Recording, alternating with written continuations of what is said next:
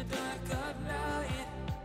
Tabletops counting hours in the early hours. Stone cold inside. Banging drop stanzas, never needing answers.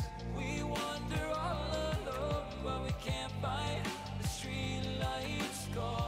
We wander all alone, but we can't deny we are the street light people.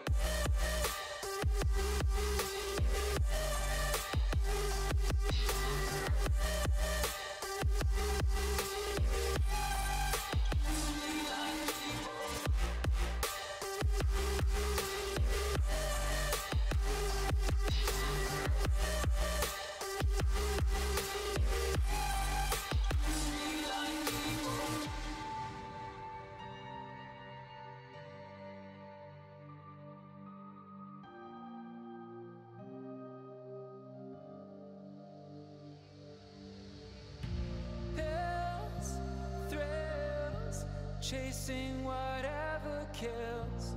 For so long, I forgot how it feels in the dark of night. Tabletops counting hours in the early hours. Stone cold inside. Banging drop stanzas, never needing answers. We wander all alone, but we can't find the street lights go. We wander all alone, but we can't deny we are the street light people.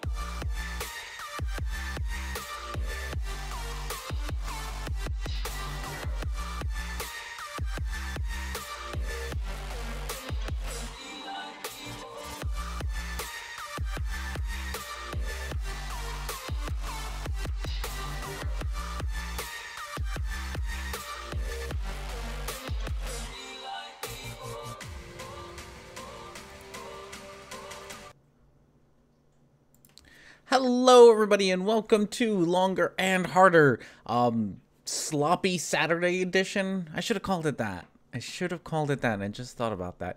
So, this I just put together real quick, just the really quickest Longer and Harder we've ever gonna do. I was gonna do this earlier today, but I was really hungover, so I didn't. So instead I waited till the evening, after I've nursed my hangover for a whole day. So now I'm better. The headache's gone, and we're here. That's more or less how that went. Hello, Blue Skeptic. How are you today? Hello, NANA. I owe you boobs, NANA, don't you? I feel like I do. Remind me if I do. I think I do. And if I do, I can get you some because I owe you some. Hello, Jim. Hello, Bob. Hello, Scott. I did see you got your conspiracy cats use one of my comments in his latest video. That is awesome. Cool. Hello, Mandelbrot. Is that the thing your picture is? Is that what they're called? Is that their official name? Your avatar? Because those are cool. Bring on the boobs. If I owe one to NANA, I will. Hello, Sean. Hello, NC. And hello, Christopher Moore and Jared. How are you all doing? Thank you. It is what your avatar is. That's very cool.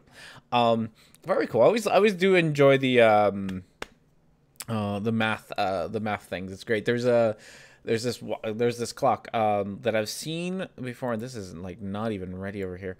There's this clock before that I've seen that's like let's do the welcome first. That's got the like irrational number, not irrational, yeah, right, irrational numbers for the faces. So instead of like 3, it'll have like just a little bit past 3. It'll have just a symbol for pi, and then there's a couple other ones like E and logs and shit that I don't remember. It's pretty cool, and if you like math, it's pretty nice, but I'm not good enough at math to do that one. Hello, Mr. James. How are you today? I hope you're having yourself a good day. I should make Boobs my avatar. You really should make Boobs your avatar. Oh, the math clock. I love that thing. Yeah, the math. I love things like that. I find hilarious. I really math jokes are always fun. Bo Burnham. Is that how you say his last name? The comedian who does a lot of singing stuff and cool singing stuff. He's got one of his. So I saw him. He went to didn't go to my college. We went to do a show at my college, like back before he was famous. He was still obviously doing college shows. He went and did a stand-up thing, and he did one of his songs. He talked about not burning on natural logs, and then did the whole thing about logarithms. It was great. And I already fucked up the joke.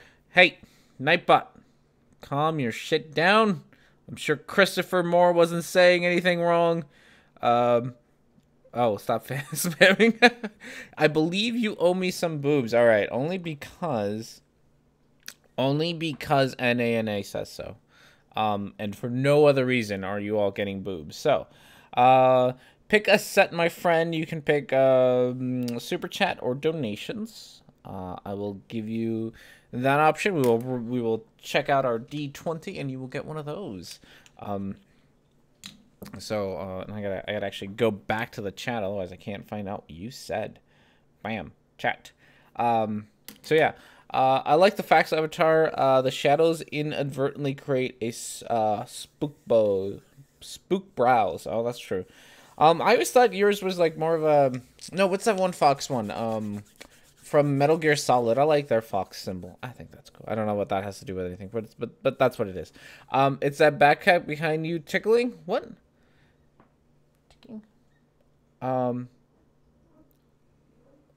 Oh, clock things.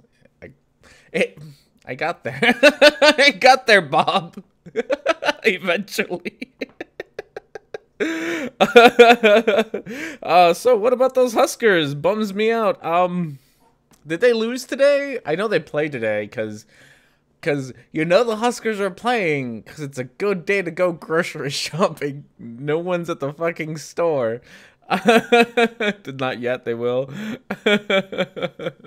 I'm not. Even though I live in Nebraska, I'm not a Husker fan. So they will. From what I am told, by genuine Nebraskans, they will probably lose, and this is like a horrible, horrible thing. But the amount of care that I have. It's not that high. My avatar is Bob Howard from Laundry Files. I've never seen that before. Never fear, I is here. Well, God, it's good to know. Hello, Godless Even. Hello, WF6I. How are you today? How is everyone? I like this vid of yous. I'm ready. Good. Underdog. Oh, I loved Underdog. That was a great cartoon. All right, NANA never said anything, so we get to pick for you, NANA. But either way, you get number 16. So, hello, Undoomed. How are you? You are my favorite Undoomed, fake Undoomed. All right, 16. Gotta go down. Sorry, now I gotta find it. Let's do donations. You get donations 16 because nobody ever donates. They always super chat, which is fine, but we'll go down to 16. Dear NA, for your super chat donation, you get, bam, those are all yours. Thank you very much for your donation. It's always greatly appreciated for your super chat. Always fun. So thank you. I wasn't expecting a live stream today either, which is why I'm in a t-shirt looking like shit. I didn't like the hair is a mess, the beard's a mess, the apartment's a mess, everything's a mess. I was hungover today. It's been awful. I don't have like anything ready. But I wanted to stream, so we're doing it anyway. Oh, also because the other reason that it's happening today is I was gonna announce this last week, then I forgot. There will be, obviously, because it's already happening right now, there will be no longer and harder tomorrow. I'm gonna go watch My Neighbor Totoro in the theater, and I have tickets for like 12 something or another, like almost 1 o'clock. So it conflicts with the show, and My Neighbor Totoro won out. So yeah, that's pretty much. Speaking of which, housekeeping. One quick thing of housekeeping. That doesn't sound right at all. That was not that high when I made it. Is there a donation? Did I miss a donation while I was gone? It's a cool movie. That's cool. Okay, so I got distracted by things. Okay, we're here to look at the cats. The cats aren't here. They're hiding in the bedroom. It's super cold in Nebraska today. Like legitimately got down to like 40s, and it was raining, and it's awful, and winter is here, and it's just the worst. So the cats have been all cuddled up on the bed like all day long because it's the only warm place in the apartment. So no cats at the moment. Maybe they'll show up if they make an appearance. You will obviously get to see them over this ugly mug, but you know, we'll see there. So I don't. I wanna be optimistic and say someone just donated a crap ton of money. But I don't want to at the same time. But I'm gonna check. No one has. So I think I just misspelled things. Okay. Yes. I got a little excited, but I think I just misspelled things. So we do have I finally got around to updating the wrong hand. Every goddamn time. The donations bar. We went up from 300 and something to 410. Thank you all for all your wonderful help. Donations are always welcomed. Special thanks to my patrons who it was patron money that got put in. So I just wanted to point out that we are getting closer to upgrading things, and it is all thanks to your support. And you guys are fucking awesome for all your support, for watching the videos, for upvoting, doing all the things and stuff. And with that, I am going to have a video this week. Hopefully tonight, but that might be it's a quickie, so I might be able to get it done tonight. On Armored Skeptic, which is probably not the thing I should be making videos about, but he said a stupid on the internet. So the script is like halfway written, and recording it and editing it isn't that hard on quickie. So hopefully before the end of Saturday, but if not, by tomorrow morning you will have a video, a quickie on that. So it's gonna be all sorts of fun. Hello, Jason, and hello. You're hungover too in A&A. It was rough. Hello, My Goat Zero. How are you? Hey, Rhetoric&Discourse, ever collab with Sidestrike? We haven't.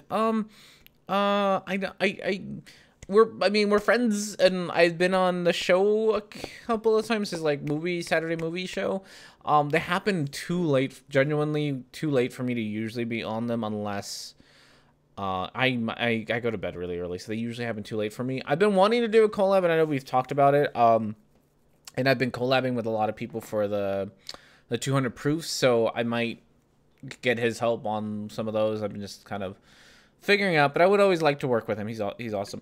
Armored Skeptic has some nice toenails. That's good.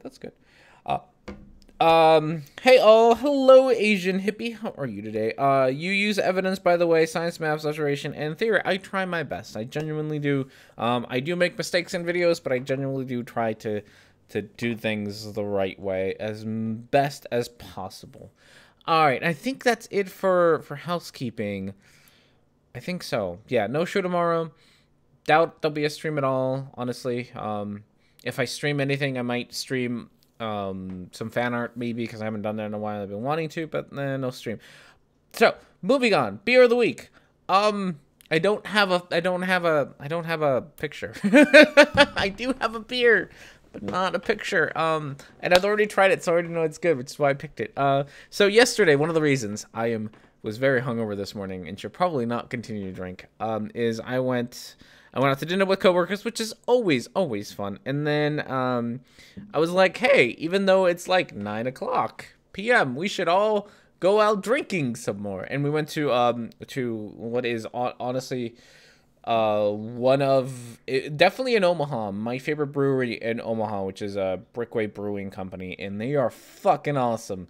And so I did a flight of beer while I was there after like drinking 2 Sapporos at a sushi restaurant, and yeah, so this was actually one of them. It's called the Drone Flyer. Fluffer. It's got a cool bee like with boxing gloves and swearing at the bottom. It's a pretty cool thing. It is fucking delicious. I love it. It's a Belgian triple. Don't know what that means. Balance, brilliant, and buzzy. That's a thing. And it is a 10% alcohol level, LC, alcohol per volume. I said that right. ABV. So yeah. So it should be pretty darn tasty if I can open it. Son of a bitch! Every time I open one of these on stream, this happens. I swear. We're bad. It wasn't as bad as last time, but we did make a tad, just a small mess.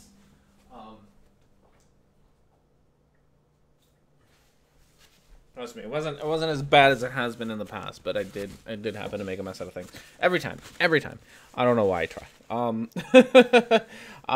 So the only thing that I don't like about Brickway is unless you bring a growler to the brewery, you get all their beer to like buy it. Even at the brewery to buy it, it comes in aluminum cans, which I'm just not a fan of aluminum cans.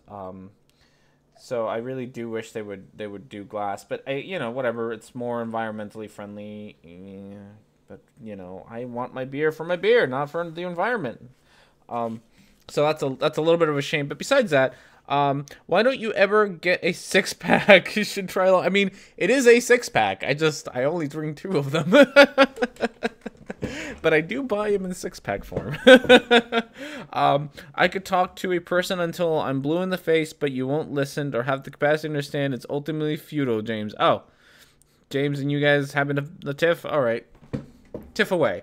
So it's a nice, very nice and clear.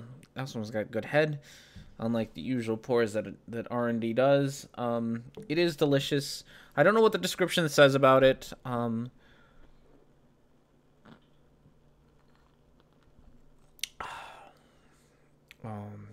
That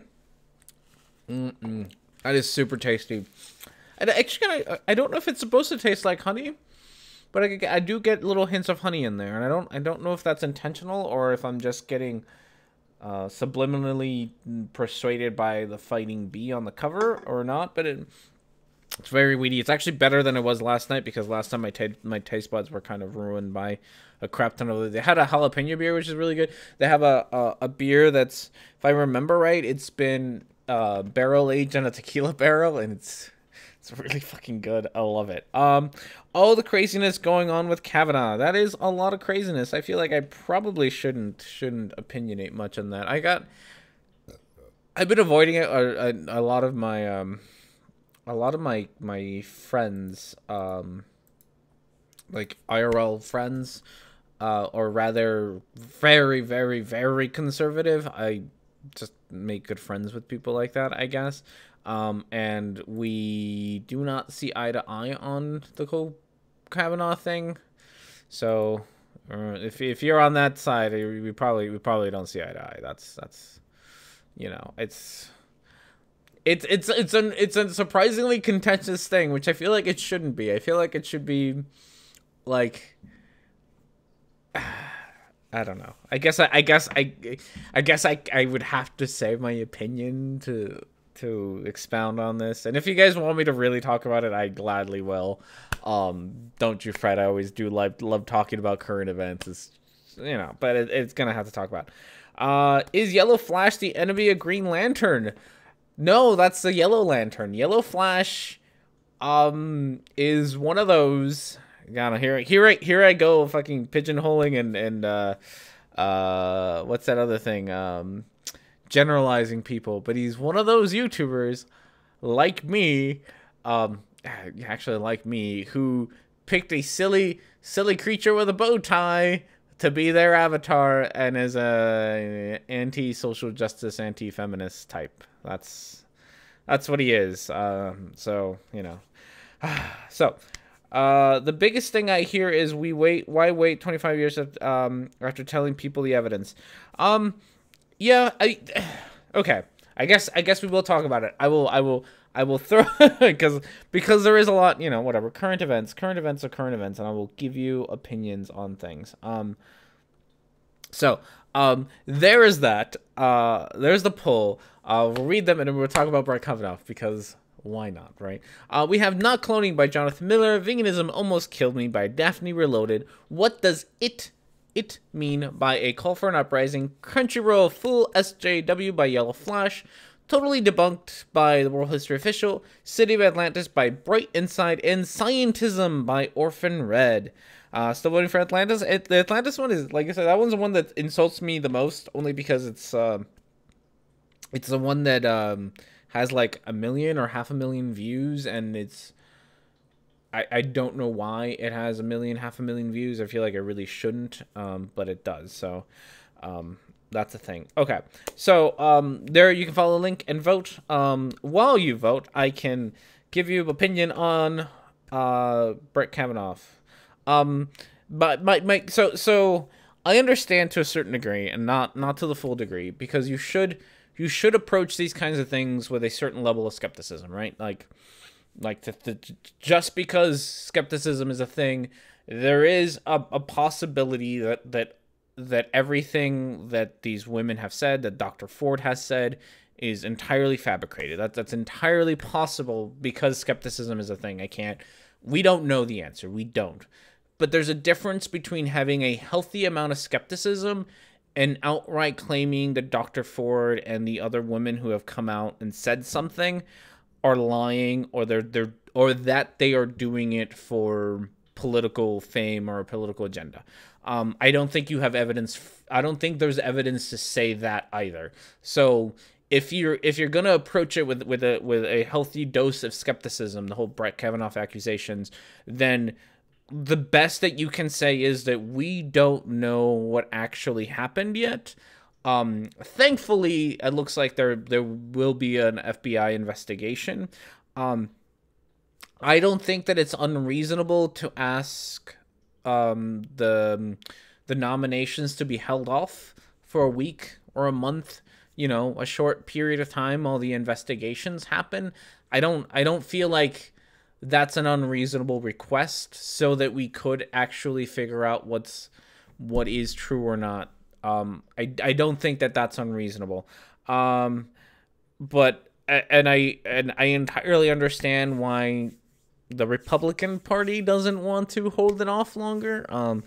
I think that they understand that if the Supreme Court nomination gets put off long enough, if it gets put off till after midterms and after all that's settled, that there's a good possibility they won't actually be able to get a Supreme Court justice that they want in.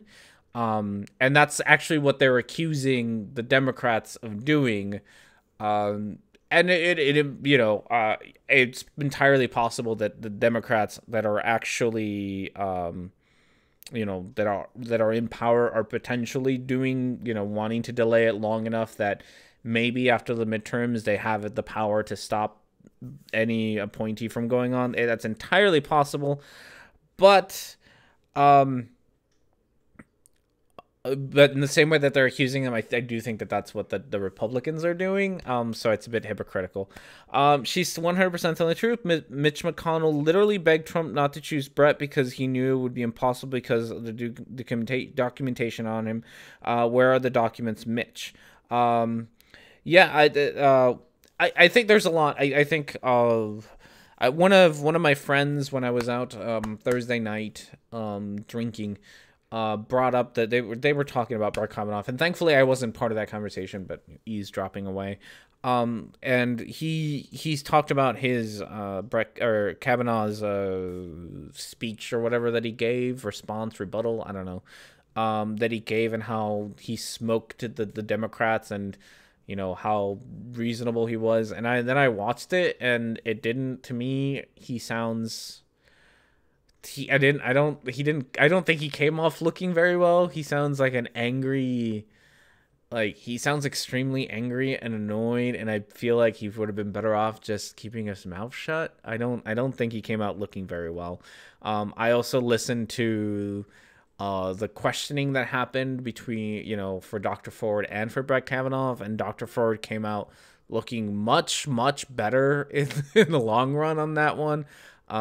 There's a chart that's been floating around the Twitters that sort of shows how many questions sort of Brett Kavanaugh and Dr. Ford didn't answer, and I think that's very telling. So there's a lot to it. I think that a healthy skepticism is fine. I don't think that skepticism should take you to saying things like Dr. Ford is lying and it's all being done for political reasons. I think that in and of itself is an unfounded claim that there is no evidence for. And that if there is evidence that there is more, there is more evidence on Dr. Ford's side that her accusations are actually legitimate than there are on Brett Kavanaugh being innocent. If nothing else, we get a week to find out now, and hopefully we'll find out in a week. Until then, I think a lot of dickishness has been shown from things like how people have dismissed the accusations as like, that's what high school boys do. I think that's disgusting. That's not what high school boys do. I was in high school. I didn't fucking sexually assault anybody. Like that's not a good excuse. And even if it is, like, so there's a certain amount of like, like I don't like to be judged on the decisions that 18-year-old R&D took. But a lot of those decisions are sort of benign decisions that, like, I don't want to be judged on them, but they're also things that didn't hurt anyone. Like, don't judge my driving on 18-year-old R&D's driving. Don't judge my academic skills on R&D's, 18-year-old R&D's grades. Like, I've changed in those years, but all of all the things that I regret doing in high school are rather benign shit like that, like they didn't hurt anybody. They don't make me, they don't represent who I am now. In this case, I think it's okay to judge Brett Kavanaugh, 18-year-old Brett Kavanaugh to current Brett Kavanaugh, because his actions did actually have real repercussions on a person that, I mean, there's a reason that she talks about it, 34 years later. And that's because it made a big impact in her life. And that's very, very different than like my driving record or whatever. So, all right, that's my Brett Kavanaugh things. Okay. Even the prosecutor department's higher started questioning Brett too much and wasn't asked questions him again ever. Even she flipped. That's true. The timing seems suspect. The timing, I can understand why it would seem suspect. I don't know. I don't know how someone's mind works in that way. Like I said, you can, I think, approach this with skepticism and say like, hey, we don't know, right? I think that's an okay conclusion to have right now. We don't know. Perfectly fine. Even things like the timing is suspect. Perfectly fine, I think, to say, to have those kinds of ideas. What I don't like is the next step to that, which is the timing is suspect, therefore she's lying. The timing is suspect, therefore she's only doing it for political gain. No, the timing is suspect and it's something we can look into, but we still don't know. Like, at the end of all of your sentences about this, we don't know, is probably the best thing that we could say right now, more than anything else. The timing, she came out because she was compelled to, because her attempt to rape us was about to move into power, and she didn't even start the story now. She told the story in 2012, not suspect. Okay. Cool. And I don't. Those are some of the details that I don't know. That's a great point. If she did start it to 2012, she was talking about it. I think that also, like, it just means that the timing of her coming out isn't the problem. Is that the story is now big because Brett Kavanaugh is up for the appointment. So it's something that was maybe just not talked about until now. She's so obviously telling the truth. I mean, I honestly, from a emotional, just without knowing too much and just listening to her, I believe her from that kind of perspective, right? Like, listening to her talk, listening to her give her testimony, she seems very genuine about what she went through, but like I said, that's also from an emotional level. So I will give people the out of, we don't know, being a thing that you say. I will give them that. Anything beyond that, I think you're wrong. Like, anything beyond saying we don't know and you actually jump to conclusions of like, definitely lying, definitely that, then then we no longer see eye to eye. We don't know is the right conclusion. The timing, however, bothers me. DC likes to dig up old things to delay. They do. Yep. And I entirely understand these. And like I said, healthy dose of skepticism. It might potentially be there, but we have a week. We have a week, and maybe in a week we will know better. If nothing else, also remember that a lot of these things, a lot of the things that are being said about Dr. Ford and about Brett Kavanaugh right now are things that were being said about Bill Cosby 2 years ago, whenever that started to happen, and now he's going to jail or is in jail. I forget if he's already there. Probably is.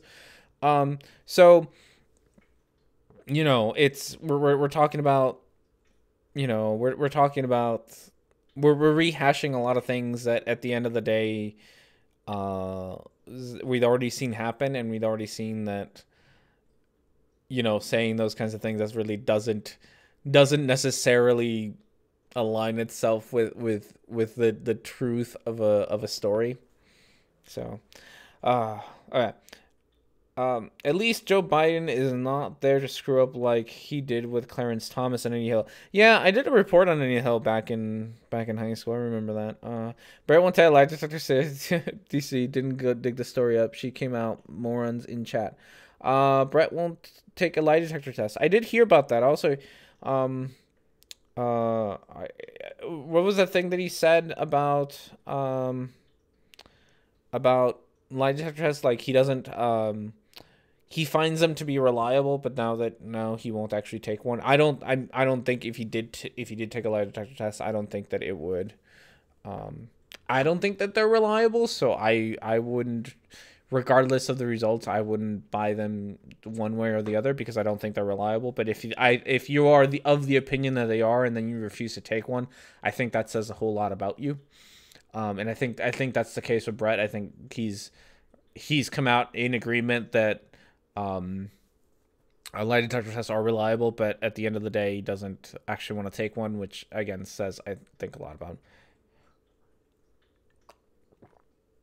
But if he were to actually take one, I wouldn't count on it. Brett's old judges required people to take lie detectors tests. Total fraud. Oh, okay. Hello, Factor. Hello, Dopesick. I didn't actually say I've been reading your things, but I didn't say hello. Okay. I'm gonna. That was a very long side chat about Brett Kavanaugh. Like I said, I don't mind talking about these things, but I also realize that people are not necessarily here to watch those things. We are sometimes here to watch stupid things happen. So we will go to the poll. And I will keep reading things. As we're watching the poll, I guess Brett could take a tie detector. I don't know what would help if he convinced he didn't do it. I don't know either. It's tough. And like I said, I understand the healthy dose of skepticism. I really do. I understand that there is a lot of truth to be said that, just an accusation can ruin someone's life. I entirely understand that, and that false accusations are things that happen, but we don't actually have evidence that it's a false accusation, just as much as we don't, at least as far as I know, and I could be entirely wrong because I don't. I've been following the story sort of peripherally, not reading on everything, but as far as I know, we don't really have, besides testimonies, have like evidence of it actually being true. There seems to be a lot of testimonies that Brett Kavanaugh was kind of a dick in high school, but seems reasonable. I'm not convinced by Brett Kavanaugh's testimony. I think he came off looking terrible. Healthy dose of skepticism. Everything else going beyond that, I think you might be stretching. But that's just what I think. Okay. So right now it looks like we have. Boom, sorry, I'm like trying to get through all the things. Orphan Red is winning. Guys, Orphan Red. Why the Orphan Red? It's a scientist one, which is her things. I have noticed she's either I feel like she's lost a lot of her support as of late, because a lot of her newer videos have been like there's a good, like, it happens to me too, not, this isn't exclusively to her, but like a lot of my older videos, the ones that I did when I first started talking about flat earth, there was like a 50-50-ish split between likes and dislikes, because the fliffers would show up and downvoted, and then the people who liked my videos were upvoted. So it's a good 50-50 mix. And that's changed over time till now. It's, my approval ratings is in like the 90-ish% for a video for the most part, which says about my audience that it's probably more my audience watching the video and less of the flat earthers that are watching my videos, which tells me a lot that, how many, like, I mean, there's analytics too, but how many of my subscribers actually watch the videos versus other people. So it tells me that it's mostly my subscribers watching. With her videos, it's been mostly negative votes on a lot of her videos, which tells me that she's getting a lot of her views not from her subscribers anymore, which says a lot about her, I think. Cat, I'm a kitty cat and I dance and dance and dance and dance. That's a fun song. Okay, so Orphan Red is back. This video is, I want to say, like a month old. She has another one. She did maybe not a month. I have to look it up. I picked it out last week, but then I didn't end up in the queue. She hasn't been doing too much. She had like an interview with somebody a bit ago, and that was about it. But it looks like she's winning. So whoops, that's not the right one. Yeah, it looks like she easily won that one. So we will get ourselves ready here to watch some wonderful Orphan Red. Sorry, while I mess with all the buttons. I didn't turn on VLC. I didn't do it, guys. I'm sorry. Get some VLC going. Get a video going here. Good times. Oh, nope, not that one. Like I said, this is the sloppiest fucking thing I've ever done, show I've ever done. I'm not put together for this at all. No David Icke. Scientism. So let's pause that so you're not too noisy. Thank you very much. Where'd you go? Let's make the video a bit smaller and get OBS. Oh goodness, too many screens. I need a better setup for my screens, I tell you.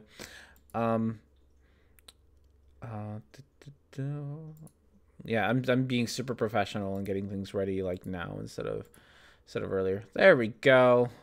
There's that Orphan Red.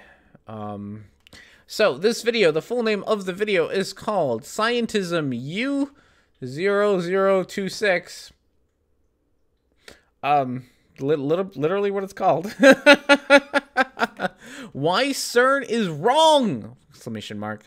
Featuring grasshoppers. Yeah, that's a thing. Easily by one vote. Does it say why CERN is wrong, or is it yes another one? I don't even know. Probably doesn't say why CERN is wrong. This is why I voted for the city debunking. Has Orphan Red's Patreon dried up? I might have. I haven't actually checked her Patreon. I'm still really sad that we never got to talk about Orphan Blue. I would have really loved to talk about Orphan Blue. I really should have downloaded her videos more often. I listen to you and your professor's stick to fall asleep every night. Oh, that's sweet. Thank you. Put out an audiobook. Typing a cell phone, always bad. Hello, Tornado Pelt. How are you? Isn't Orphan Red the one girl who got parodied by Eric Dubay? Yes. That's Eric Dubay cross-dressed to parody Orphan Red. It was kind of funny. Actually, I prefer that video is really great. I don't know if anybody, if Eric Dubay has it on his current channel, but that video is so funny. I love that video all around. I think it's the best. His impression of Jeranism is spot on. he's such God. Like nothing tells you more how much Eric Dubé is just doing it to scam people like that video does, because you can tell that he can smell competition and it bothers him. And so he made all these videos like against people because you can tell that he's like, oh no, there's other people out there getting attention for flat earth things, which means, you know, there's a finite amount of money, and if you have people paying Jeranism money on his Patreon and not me, or donating to me, then, you know, that's you can't pay everybody. So I think that's a thing. Perhaps that's her sister, maybe. What? There's an Orphan Blue? Oh, I thought that was a myth. There was an Orphan Blue, and I messed up and I never downloaded her videos on Orphan Blue, but she had a handful of them. The one that I remember watching that really just I really wish I had it. That really put a smile on my face was one where she talked about blowjobs. So, okay, I should maybe talk about what Orphan Blue is. So Orphan Blue was an alternative channel. I think it still exists on YouTube, but there's nothing on it. It was an alternative channel to where she wanted to talk about, like, she wanted to be like a sex education kind of video, and she wanted to talk about sex and things, which is fine. Like, you know, I think we can be a little prudish about talking about sex, and, you know, anytime we can be a little bit more open about it, I think it's for the better, not necessarily for the worst. But she was super awkward and uncomfortable about it, which made it like, maybe you shouldn't be the one talking about sex, because obviously this is making you uncomfortable. So you're not being very eloquent. Not that she usually is, but, you know, she really wasn't being very eloquent, and it was just odd all around. And so, you know, it was just weird. So the one that so that was sort of the basis of the channel, right? And so the one video that I watched that I still remember, she was talking about blowjobs. More importantly, so the video was like titled something like "How to Get More Blowjobs" or something like that. And she was very awkward about talking about body parts. Like, she wouldn't talk about body parts. Like, she wouldn't talk about testicles and penis. Even in like those kind of, you know, biologically, scientifically accurate words. Like, you know, you a whole bunch of other words you could say, right, that still get your point across, but she wouldn't. So she was trying to come up with euphemisms for them, but she wasn't very good at that either, and she was super awkward about it. And at the end, she suggested that if you're a dude and you want more blowjobs, that you should wash your balls with a combination of mouthwash and water. If you're a dude right now, don't do that. Don't. Soap and water. You know, cleanliness is fine, but soap and water, guys. But her advice was literally mouthwash and water, and just don't. It's sensitive skin down there, guys. Don't do that. That's terrible advice.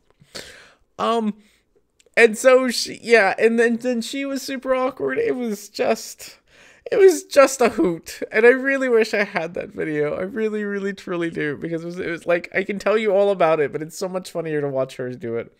And then one of her other videos, so obviously, and if you don't know who Orphan Red is, you will hear soon. She's a rather big-chested lady, fine, and sometimes in her videos she kind of uses that to her advantage. It's fine. You know, whatever. You got it. You do whatever you want with it, right? And so for one of these videos, she kind of wanted to do the same thing and had a very, very low-cut shirt on. And fine, you know, she's not the only lady on the internet who shows off cleavage in YouTube videos. Do it, whatever, you know, they're your goods. You do with them as you please. But she got embarrassed about it. And so you could obviously tell that she was a low-cut shirt. She had actually gone by and in post edited like cleavage or like edited like a shirt on top of it, and it wasn't like very good editing, and it was kind of sparkly, so you could tell that it was like not supposed to be there. And even in the comments, she kind of admitted that she got shy about it, and it's like maybe talking about sex is not the thing that you should be doing if you're gonna be this awkward about it, or you know, this uncomfortable about the topic, and this uncomfortable about your own body, and this uncomfortable about sex. Maybe it shouldn't be the thing that you talk about. Talk about other things, like, you know, talk about scientism and flat earth. That's obviously something you don't feel any shame about talking about, so do that, honestly. But yeah, no, that was Orphan Blue. The video, the channel I think still exists, but I don't think there's anything on it, so, you know, that's the thing. Wait, was Orphan Blue on the same person as Orphan Red? Yes. It was the exact same person. How to pander your audience is true, which is fine. Hello, GD Skeptic Media. How are you? So yeah. Yeah, no, blowjobs are not my style. Hey, you know, whatever works for you. I can upload, can I upload in Discord, right? I can probably get it. Oh, if you get it, they'll let me know. We'll figure it out, but I think you can. It's got to be a certain size, I think, on Discord, but we can figure something else if you ever find that video. Maybe she was trying to be not uncomfortable. Can't do that without practice. It's true. So that's true. Maybe that was her thing, but that channel has like 900 subscribers and never really went anywhere. And I don't think she's posted any videos. I really wish she would. Mostly for my entertainment. Also, Orphan Red, not that you ever seem to actually watch my videos, even though you comment on them every once in a while. If you ever get this far into this video, please, I've asked you this on the Twitters. Come on my show one of these days. I would love to have you on. I would love to chat with you. I think it would be great. I know I'm a bit of an asshole, but I'm not that big of an asshole. We could do something. Okay. With that said, we could actually maybe start the video an hour after the show started. This is a new record. See, when my wife is here, we're super efficient, and then like we get through the video within like 5 minutes. But without her, I'm off the rails already. Oh. Greetings, gentle viewers. Today, I thought we could talk about... Oh, sorry. I just realized how high that audio is for you all. Let me. I am sorry. I am super sorry about that. She was feeling a little shy today. She didn't want to come on here. I think you were waiting for you. Yeah, probably. You picking on my gal Sasha? I'm always picking on Sasha. She's a hoot. She's a real hoot. I think she'd be wonderful to talk to live. I think she'd be great. I think she should come. I really do wish she'd come on the show. I think you would be a hoot to talk to. Probably not in like an enlightening kind of way. Just I think it'd be funny to talk to. So I've said this before in way other videos, right?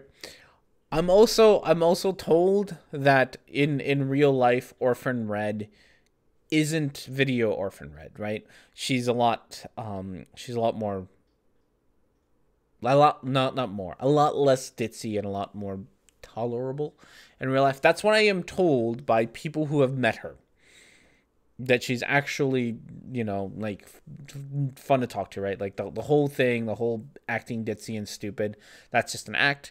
So and if that's true, then I think it would actually genuinely be interesting to talk to her, because if that's true, then we could actually genuinely have a conversation, as long as she wasn't doing the whole ditzy act. If she's going to do the whole ditzy act the whole time, I mean, it's going to be more entertaining for me, but it would be also, I mean, more entertaining in the cringy way, but also less productive. So, you know, if she would come on, I would prefer the real Orphan Red to be here rather than the ditzy fake one. That would be nice. Hello, Mr. Planner Rock. How are you today? Thanks for joining us. I spoke to her a few times, yeah. Sasha is different from her online persona. Yeah, that's what I have been told, and which is fine. And I'm not gonna shit on her for having an online persona. at all. Marty Leeds and I had a conversation about personas a while ago, a couple of years ago. We talked about it, and that was kind of his problem with me. Is it's changed, right? Like, especially if you look at some of my older videos, I'm a bit more dickish, more sweary, and like more in your face, for lack of a better term, in my older videos, and a kind of mellowed out sense. And it's been less of a mellowing out and more of like my real life persona kind of mixing in with my R&D persona. Because like in legitimacy, those older videos of mine are I'm playing a character in a lot of ways. Like I'm being more obnoxious and more arrogant and pretentious than I really am in real life. I'm not like I'm fairly arrogant, but not that arrogant. And that's mellowed out over time as sort of my real life persona and my R&D persona have sort of come together. This is more of what I actually am in real life. I do more or less talk like this. It just, you know. So that's changed. So I'm not gonna give her a hard time about having a persona. I just wish that the persona that she picked wasn't so annoying. That's all. Like, you know, Creationist Cat has this persona. I probably shouldn't reveal the secrets that Creationist Cat, that Vadim isn't actually like that much of an idiot, right? In real life. So, you know, she's not the only one. It's just I you know, wish she wasn't so annoying. That's all. Hello, person who looks oddly familiar. Do I look oddly familiar? Were you inspired by Creationist Cat by any chance? No, I don't know if I don't know if I knew who Creationist Cat was at the time, to be honest. And I shit on people who do this. But I was one of those people. It's a thing I'm not proud of. Don't judge our old R&D or don't judge current R&D on old R&D standards. I was one of those assholes on the internet who wanted to jump on the crazy animal wearing a suit / bow tie trend, or weird creature wearing a bow tie trend, a la atheism is unstoppable, armored skeptic, and what's the fucking what's it with anarchist ball and bearing and that kind of thing.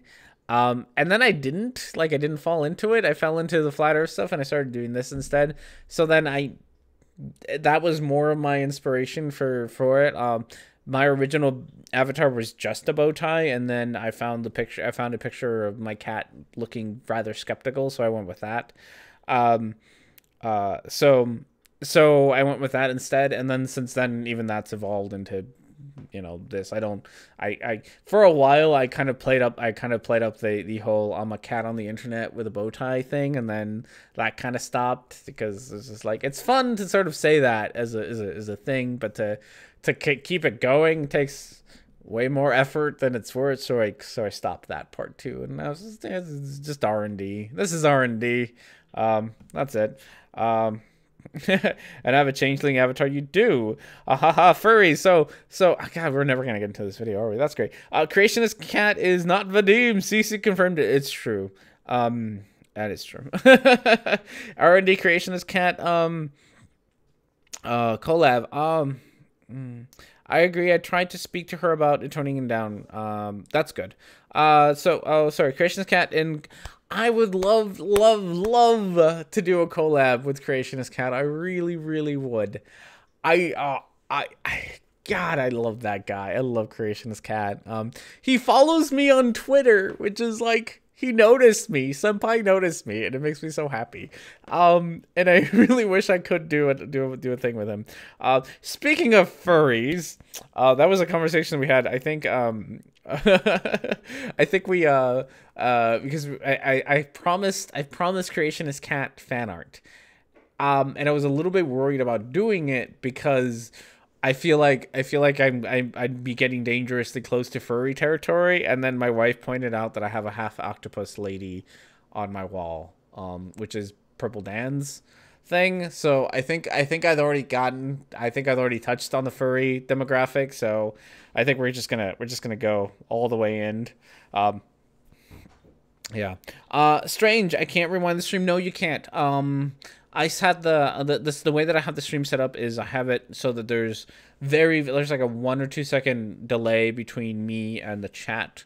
And I set that up on purpose because I'd rather converse with you all live than like anything else. So what that means is that there isn't DVR on this, so you can't actually rewind more than like at all. I don't think you can rewind at all until it actually gets published. So sorry that you can't. Tech God, just Tech God. Oh, Tech God, I love that you have an Apple. Just join, can you catch me up? Just nonsense, honestly, at this point. We haven't even talked about the video because we keep talking about other things. You should talk to Dusty and attempt to go on a podcast with Dusty and Creationist Cat. Oh, that would be awesome. I also do love Dusty. I think he's great.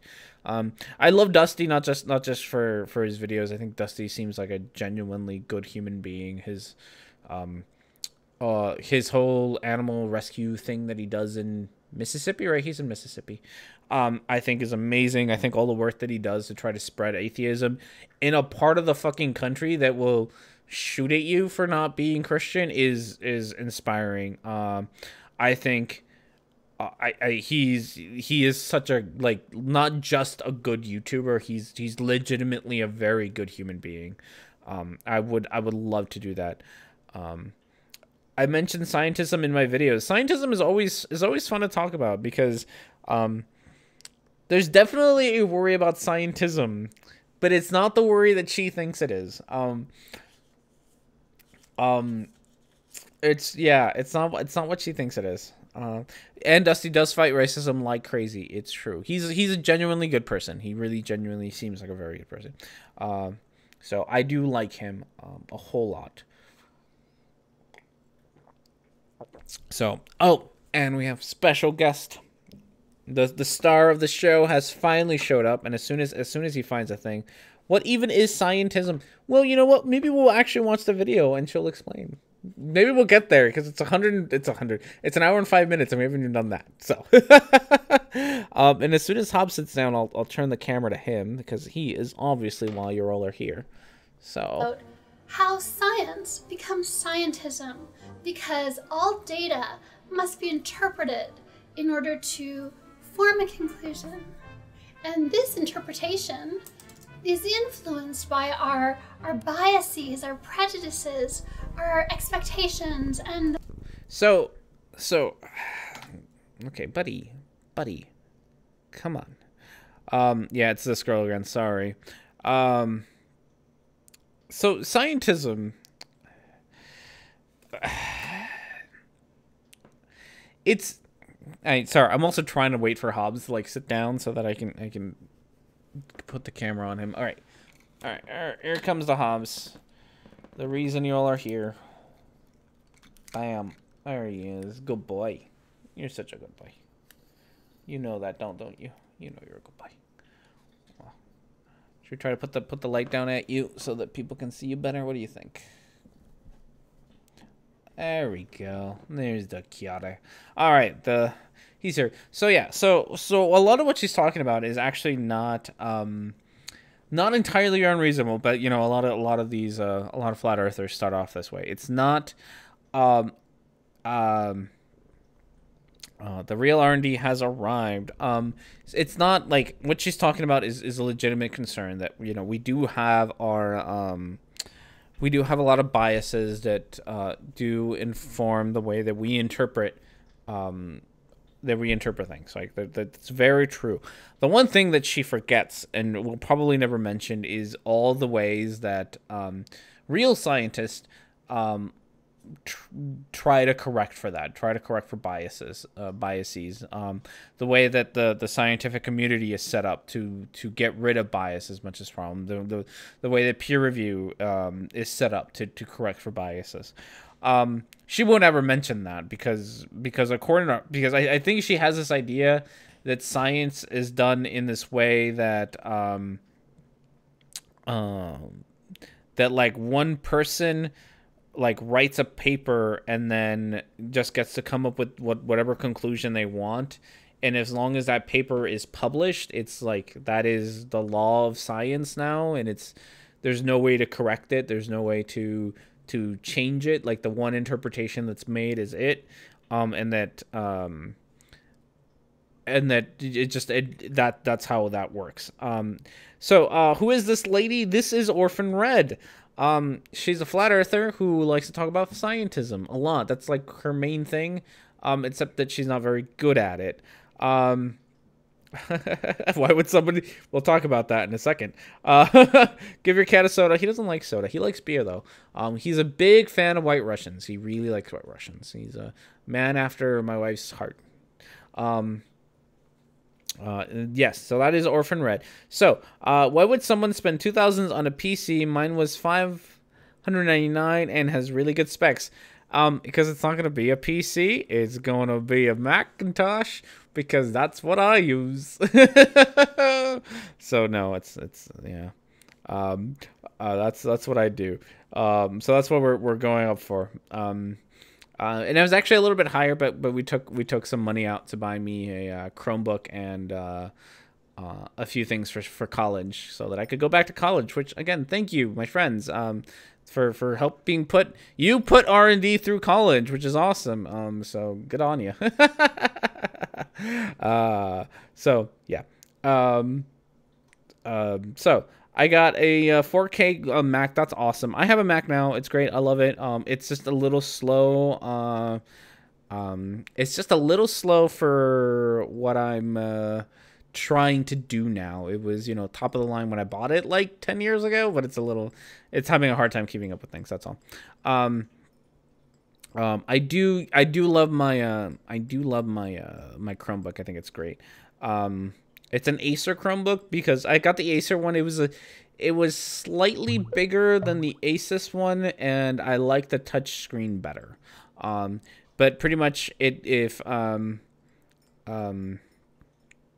I got it so that I could put my my books on it. So this time through college, I've decided to buy all my, or rent all my books on ebooks instead.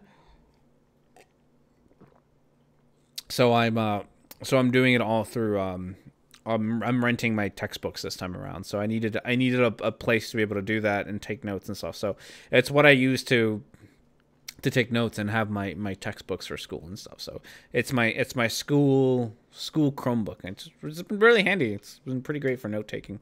All right, no, buddy, you can't eat my headphones.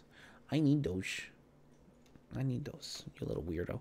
All right, scientism. Oh yes. So speaking of scientism, one of the problems that we were actually, speaking of school too, that this reminded me of, is one of the things that that we talked about in class recently when talking about science and peer review is some of the biases that do occur in science. And one of the ones that actually that we were talking about is how one of the biases is that science, like experiments that don't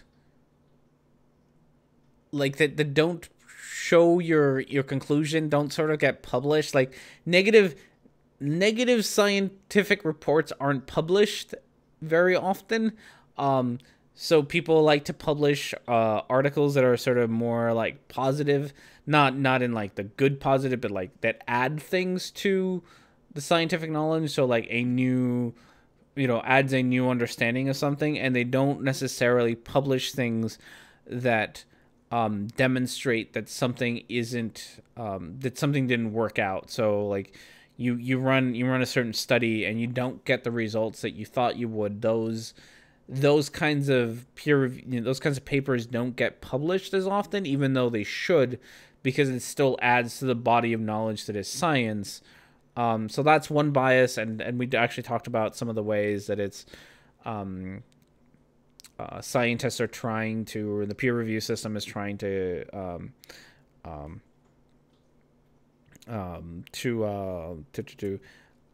correct for that kind of bias. So so what was that? I have a 2013 iMac, and it's slowish, but I love it. It doesn't turn a 10-minute job and a 30-minute one. That's true. I feel like this is a, I don't remember when I bought this one. 2010, I think. It's almost 8 years old. It's a pretty old iMac.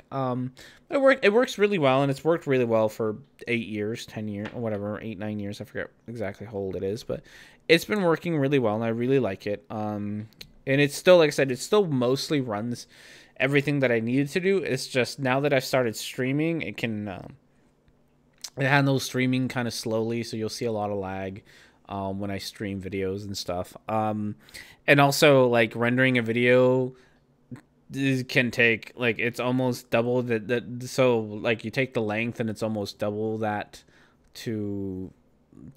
for me to render it, if not a little bit, probably more than double. So even like a quickie that is like a 5-minute video can take me like 15 to 20 minutes to render, and that's a lot of time, which I don't like. So it's a bit of a shame. So I would like to upgrade to make that a little bit better. I also make sure laptops have easy disk access, 2 screws to get to mine. That's good. Most new laptops don't come with SSDs. They don't? Huh. That's too bad. SSDs are good. I paid $80 for a 256 SSD. Ooh, that's nice. How long is this Orphan Red video? I don't know. I don't think it's very long. I think it's like 5-6 minutes. We might get through it. Maybe. Probably not. Also, I'm running out of disk space on this. Even though I do have an external drive, I still run out of disk space quite often. I think it's a terabyte. Yeah, I think I have a terabyte an external drive, which I use for like most of my video editing stuff. But the way that the video editor that I use works, like, it has to save a instance of the video on my hard drive, and that takes up quite a bit of memory. So it can be a bit of a bitch. All right, why, buddy? I know you want attention. I know. Models that we believe are true. All of these factors come to bear on how we make sense of the data that we collect, and that forms the conclusions that we then sometimes mistake for truth. I thought I could tell you a story that exemplifies how this comes about, how this problem creeps in to science, and if we're not vigilant about preventing this from happening, we end up with scientism. There's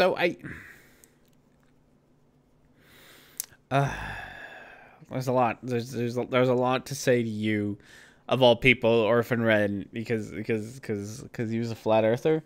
So yeah, check out those books. She's got a lot of crazy books. I don't.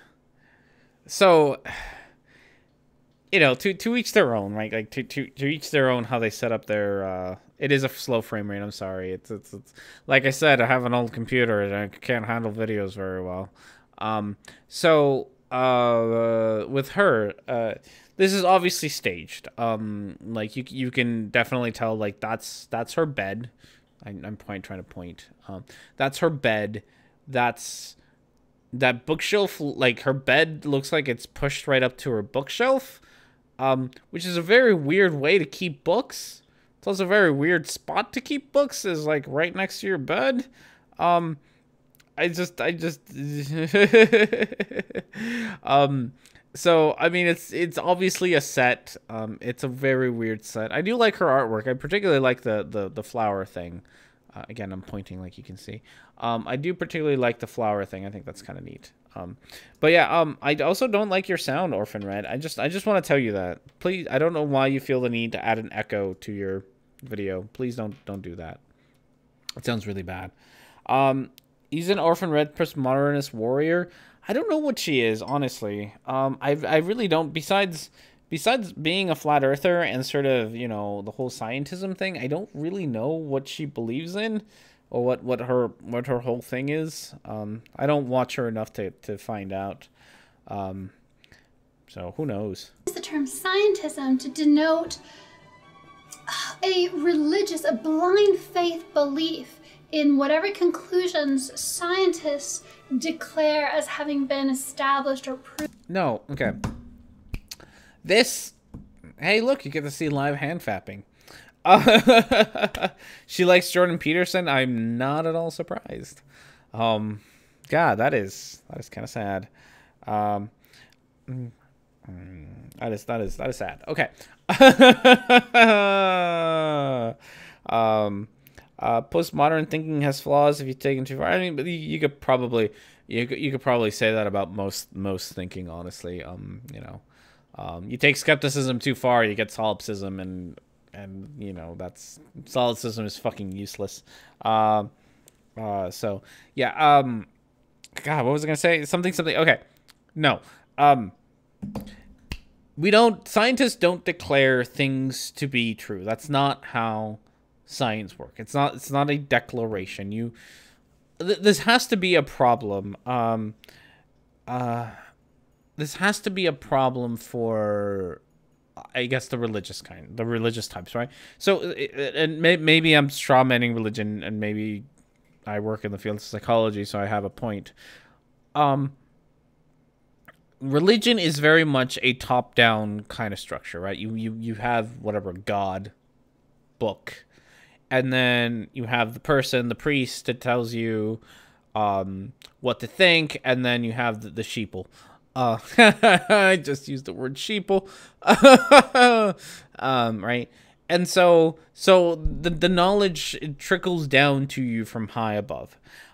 And I think because of this, because of this kind of structure and the fact that a lot of religious people have this kind of structure where you have some sort of authority up on high, whether it be God or your priest or your whatever, telling you what is going on, that because of that structure, they believe that other structures work the same way.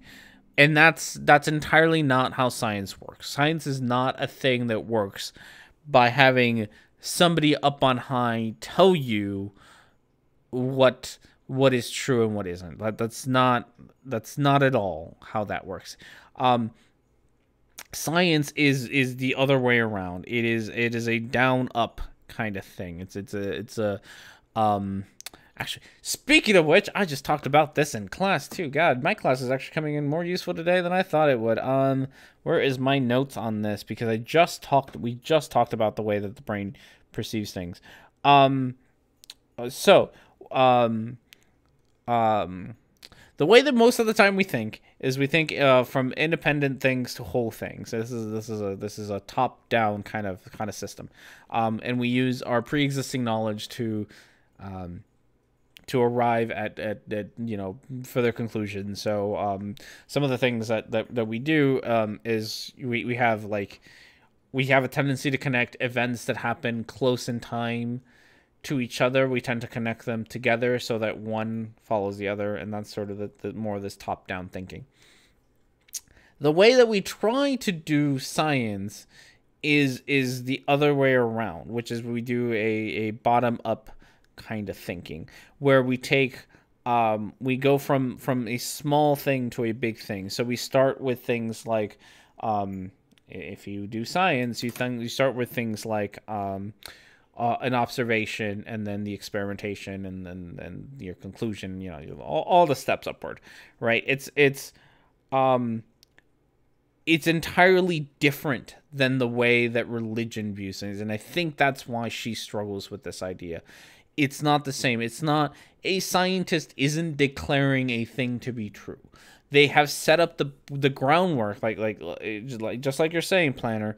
They have set up the groundwork. They've set up the foundation for people, and then you build up on that. And while it may seem, if you're unfamiliar with science, while it may seem that when a new study comes out and says, this is how X works, while it may seem like a top-down kind of thing, it only seems that way because you are forgetting of all the other things that have been building up to this one conclusion.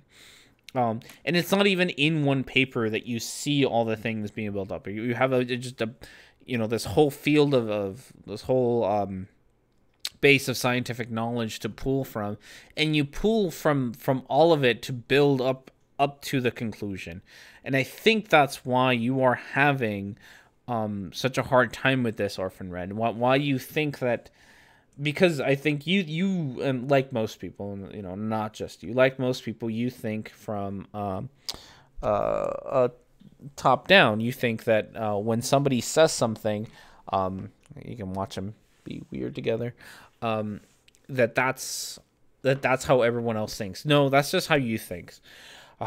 So I find that scientific ideas are good if they have predictive power. That is true. Very true.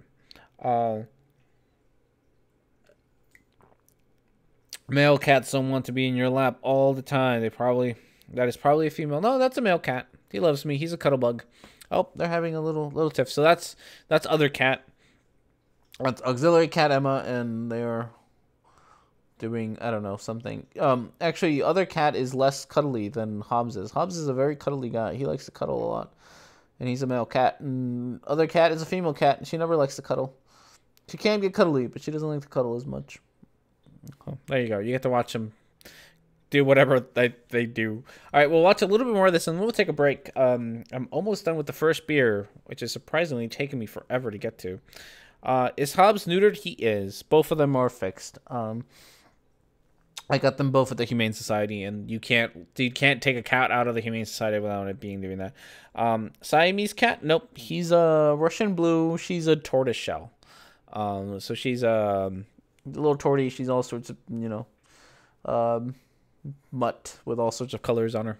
Proven by their experiments or by their simulations or their modeling. It's a zealous belief that whatever science proclaims is unquestionable truth.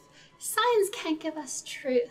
All science really can do is say, we have collected observations. Okay, before I let her finish, before I let her finish her sentence, because I'm sure she'll say something incredibly stupid in the process. I will agree with you on this much, Orphan Red. Science can't say something is truth, right? Like I don't think that's bye Tech God. Thank you for stopping by. Always appreciated. Oh, you're talking about bye to the cat, or bye to me, bye to whoever. The cats are just slinking around. Oh, I think she found a fly. She's hunting down a fly. Hobbs, I don't know. He went to go cuddle somewhere else, probably. Oh yeah, there's a fly on the wall. She's gonna get it. Look at her. Look at that huntress go. Fucking every time I see them do this and I see them hunt, I always have to remind myself that I live with little predators in my house. That I let little predators just live with me, because why not? Hobbs left when you just started Orphan Red's nonsense. It's true. It's true. I am definitely more of a cat person. GD skeptic. Oh, good girl. You kick its ass. She caught a fly. She caught a fly. That little huntress. So, what was I gonna say? Oh yeah, something. What did you say, Orphan Red? You said something. You were gonna say something stupid about something about experiments. Oh shit, you were gonna say something dumb. I wanted to stop you before you said something dumb, but now I don't remember why I stopped you. I might have to go back. Might have to just go back just a little bit. Say that's almost stupid thing again. It's a zealous belief that whatever... Oh, truth. That's what it was. Remind myself. Thank you. She talks about truth. So, yeah, I don't think scientists... And I don't think anybody would tell you that scientists speak the truth, right? I like to think of science as predictive models of reality. I think that's a good way to think about it, and that's the usefulness of it. So again, you're kind of you're not wrong, but you're not right. Like you just, like if scientists were saying that they held the truth, right? That they were infallible, then I would entirely agree with you. But that's not what scientists say or think, so you're kind of wrong. She's trolling. Do you think she's trolling? I'm told that a lot. I'm honestly told by a lot of people that I shouldn't take Orphan Red so seriously because she's just trolling. I don't know that she is. I think the whole, ditzy thing is an act, but I don't know if she is trolling. You know what, GD Skeptic Media, if you could get her on this show or you could get her to talk to me at all, that would be great. She knows who I am. She knows that I've made video about her. She thinks that I am mean and she won't talk to me. So, I prefer facts or truth. I think so true. I think so as well. That cat really munched down on that fly. How many bites could it go? I don't know. She really kicked its ass though. Hobbs, I think they're eating their dinner, which is why they walked away. Let's listen just a little bit more and then we'll take a break. Science proclaims is unquestionable truth. Science can't give us truth. All science really can do is say we have collected observations as data points, and we've analyzed and assessed these data, and we've interpreted them to the best of our knowledge. And these are the conclusions that we've drawn. So yes, I'm annoyed at you, not because you're wrong, but because yes. You got a bot, thank you, patron R&D? Yes, I do have the bot thanks my patrons for me. Just so that because my patrons are awesome and they need to be thanked as often as they can. She is almost a bot. You should start calling your breaks, keep your sanity segments. I really should. You're not wrong. You're really not wrong, Orphan Red. The thing is that is exactly what scientists say, right? This is the best that we can do with the knowledge that we have, and it's not absolute truth, which is a thing that other flat earthers, and maybe you don't complain about this, so maybe you're not being a hypocrite, but it's a thing that other flat earthers and honestly other pseudoscientists complain about is how often science changes. One of the big creationist things to complain about is the Earth used to be millions of years, and then it was billion, then it was a billion, now it was 2 billion, so now the whole universe is 16 billions, and they can't make up their mind, right? And it's if that's your thing, right? That's because that's what science does. Science doesn't have truth. It has to the best of its knowledge a certain set of data points, and that's the conclusion has come to the best of its knowledge, and it's always tentative, which is why it changes all the time. So you're not wrong because that's what scientists think, but you are wrong because you think that scientists don't think that. I heard me and Orphan Red gonna critique you soon.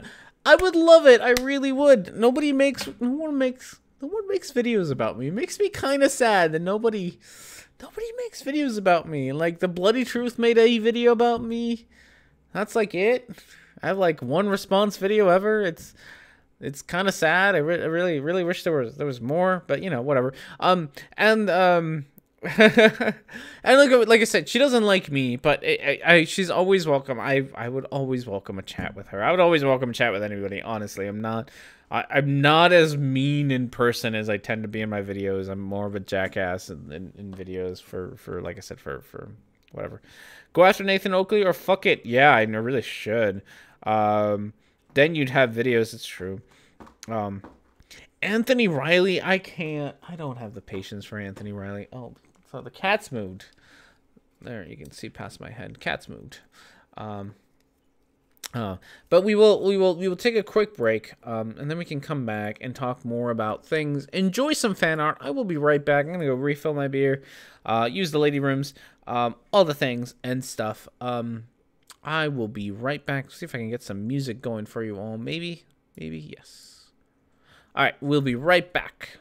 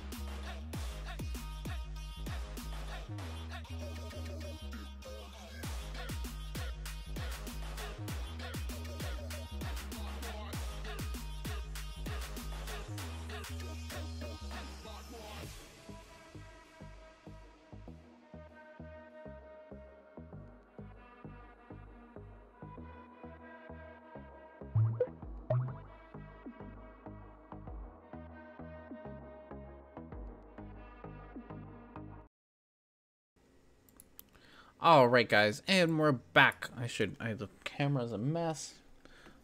Hobbs, are you gonna come back here? I see you. You can just get bam. Bam. You can see my gorgeous living room. It's a mess. It's actually not messy. So we're back. I did see a couple comments. Nightbot is lame. He is lame. But I love him, so we're kind of stuck with him. He's the best. He's the best we got. So not best Nightbot we got. Also some of the artwork is not safe for work. Yeah, no, none of it is. None of it is. Actually, one of it is actually not mine. It was made by Rectoblast, who's Purple Dan's girlfriend. And that one I had to blur out. I had to blur out some extra nipple blurring had to happen for that one, because the original one it's really good, but there's some definite nipples on the original one. I actually keep all of the fan art that I have drawn. At least I keep it on my wall behind me, so that keeps me keeps my wall looking a little bit sexier than it probably should. I can't. Oh, can I get it all the way up there? I can. There we go. So all my sexy artwork gets on the wall, and then I have to have some more over there as well. Yeah. So all my fan art, I keep hanging it around just to make everyone who comes visit my apartment feel extra awkward when they try to ask me why I have googly eyes on a camera and why there are sexy things hanging on my walls. I just, like to make everyone feel extra awkward when they come visit me. So went and got some cake. That's great. I'm glad you did. Nightbot is always stalking you. That's why I keep him around. I love me some Nightbot. He's just the best. Okay. Where are you from? Like where do I live now, or where am I from? Because those are two questions that require different answers. Because I am from a lot of the places. Where do I live now? I live in Omaha, Nebraska. Well, I don't live in Omaha. I live in one of the suburbs of Omaha, but I live in Omaha, Nebraska now. Sorry, just ran into my desk. It's fun. It's winter now.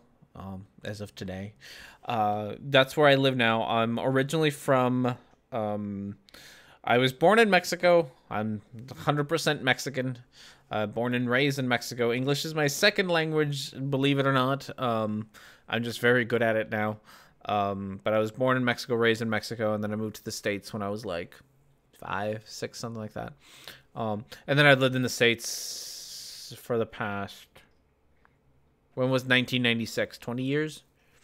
Yeah. Whenever 1996 happened, since 1996, I've lived in the States, entirely. So I've been, So I've been in the States since then.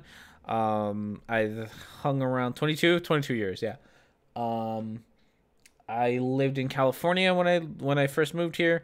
I hung around Santa Barbara, California, which is a great, beautiful town. I fucking love it.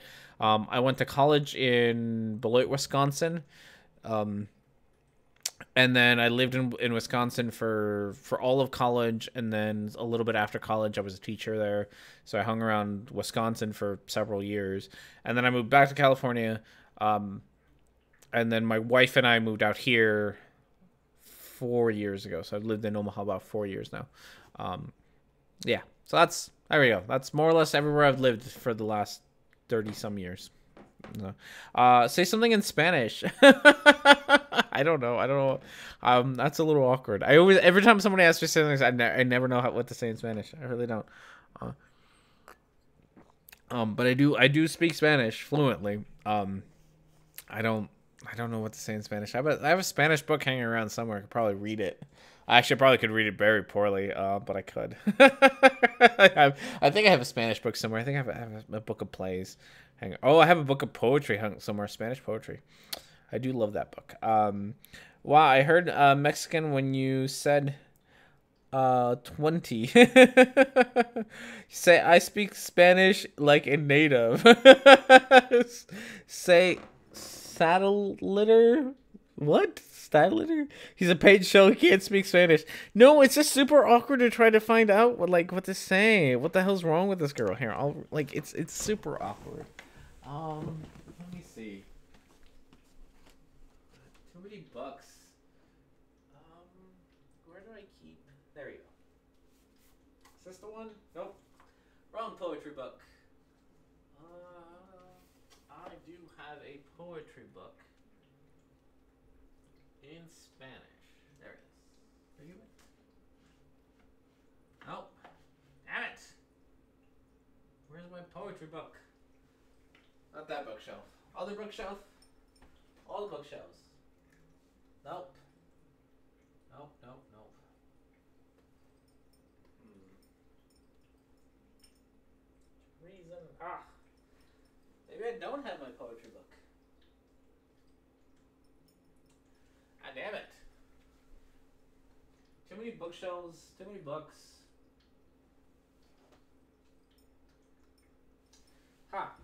Maybe I don't have it anymore.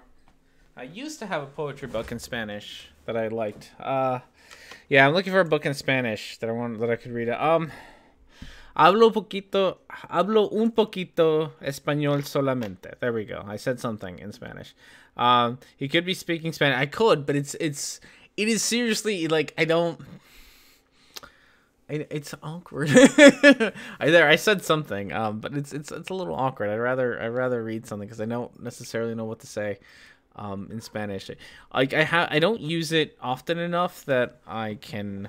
Actually, I do use it often, but I don't speak Spanish to have conversations very often.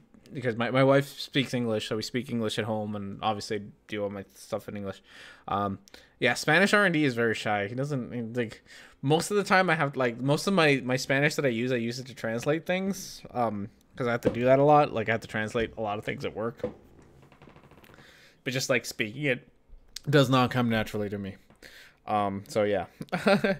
¿Qué diablos le pasa a esta chica? There we go. Also, I'm not very good with like what are they called? What are those words called? Idioms. I'm not very good with idioms in Spanish because I've lived in the States most of my life, so I know a lot of idioms in English, obviously, but I'm not very good at using Spanish idioms, so I always feel awkward talking. Already is actually Irish, that'd be great.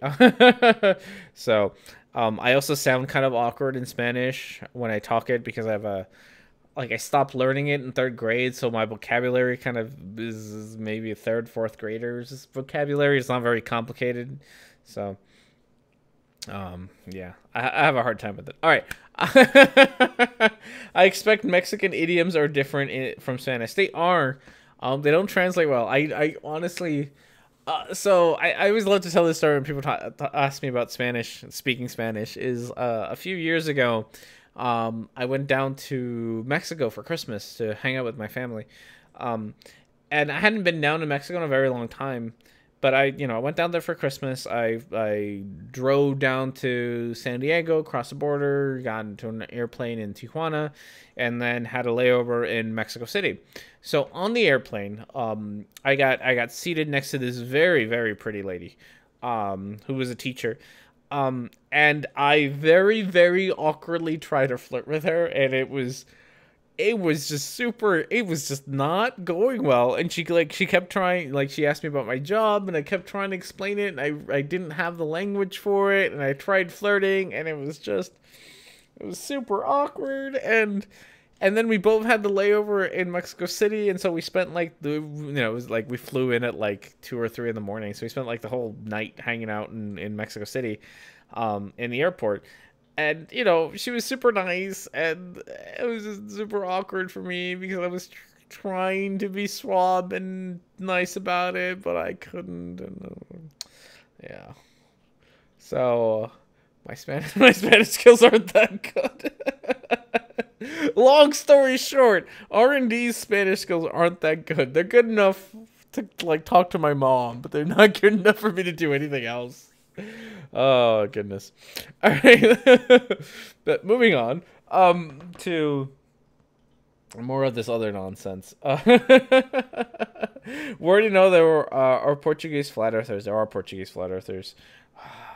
Sounds like your flirting skills need more practice. I'm married, so I can't really practice them anymore. They're kind of they hit the top of their game and they're kind of done at this point. So no more flirting.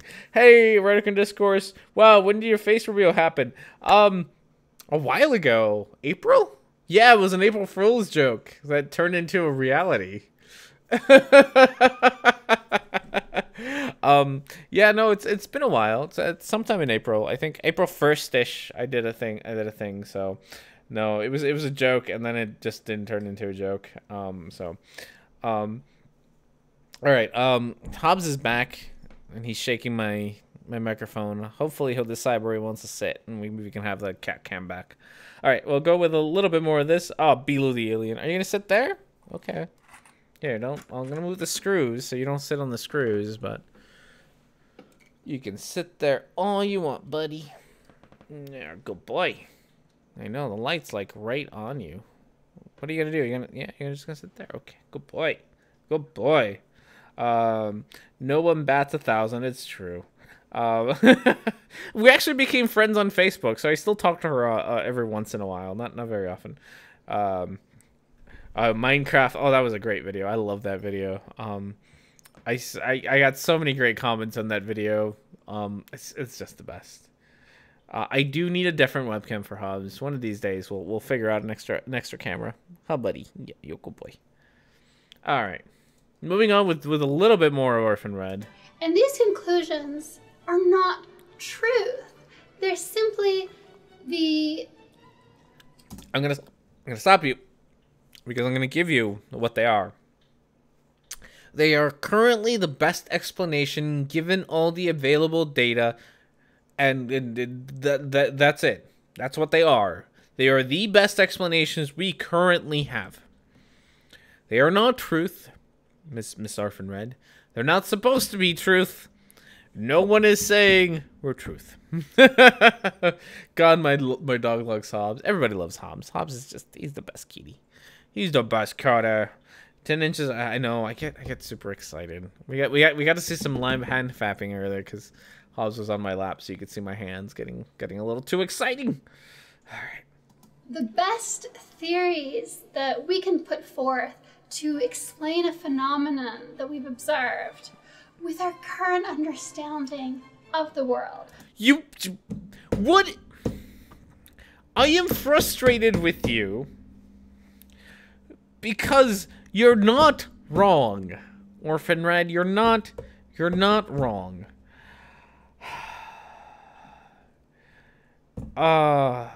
Like yes, okay. So you're not wrong. That is the best. Like I literally said it. I interrupted you for you even said it. It's the best explanation we currently have. So what is your problem, Orphan Red? You're not wrong. That is what science is. That's what science claims to be. That is what people who are scientifically minded claim that science is. So what exactly is your problem today? Please tell me. Could you please swap the webcam and video? I'd rather watch you at Hobbs. I know, right? He's all right, buddy. Once you sit down, so that we can have your camera, the camera going on you, buddy. No, you're so cute. I do love you, buddy. With our current knowledge, in our current paradigm of understanding. And that's very different from factual truth. Factual truth is proven. 2 + 2 = 4. It doesn't really matter if you get more information later on in human history. 2 + 2 will always be found to equal 4. But in science, the theories, the conclusions that are published are not factual truth. They're just the current explanations that we provide to explain phenomena to the best of our ability.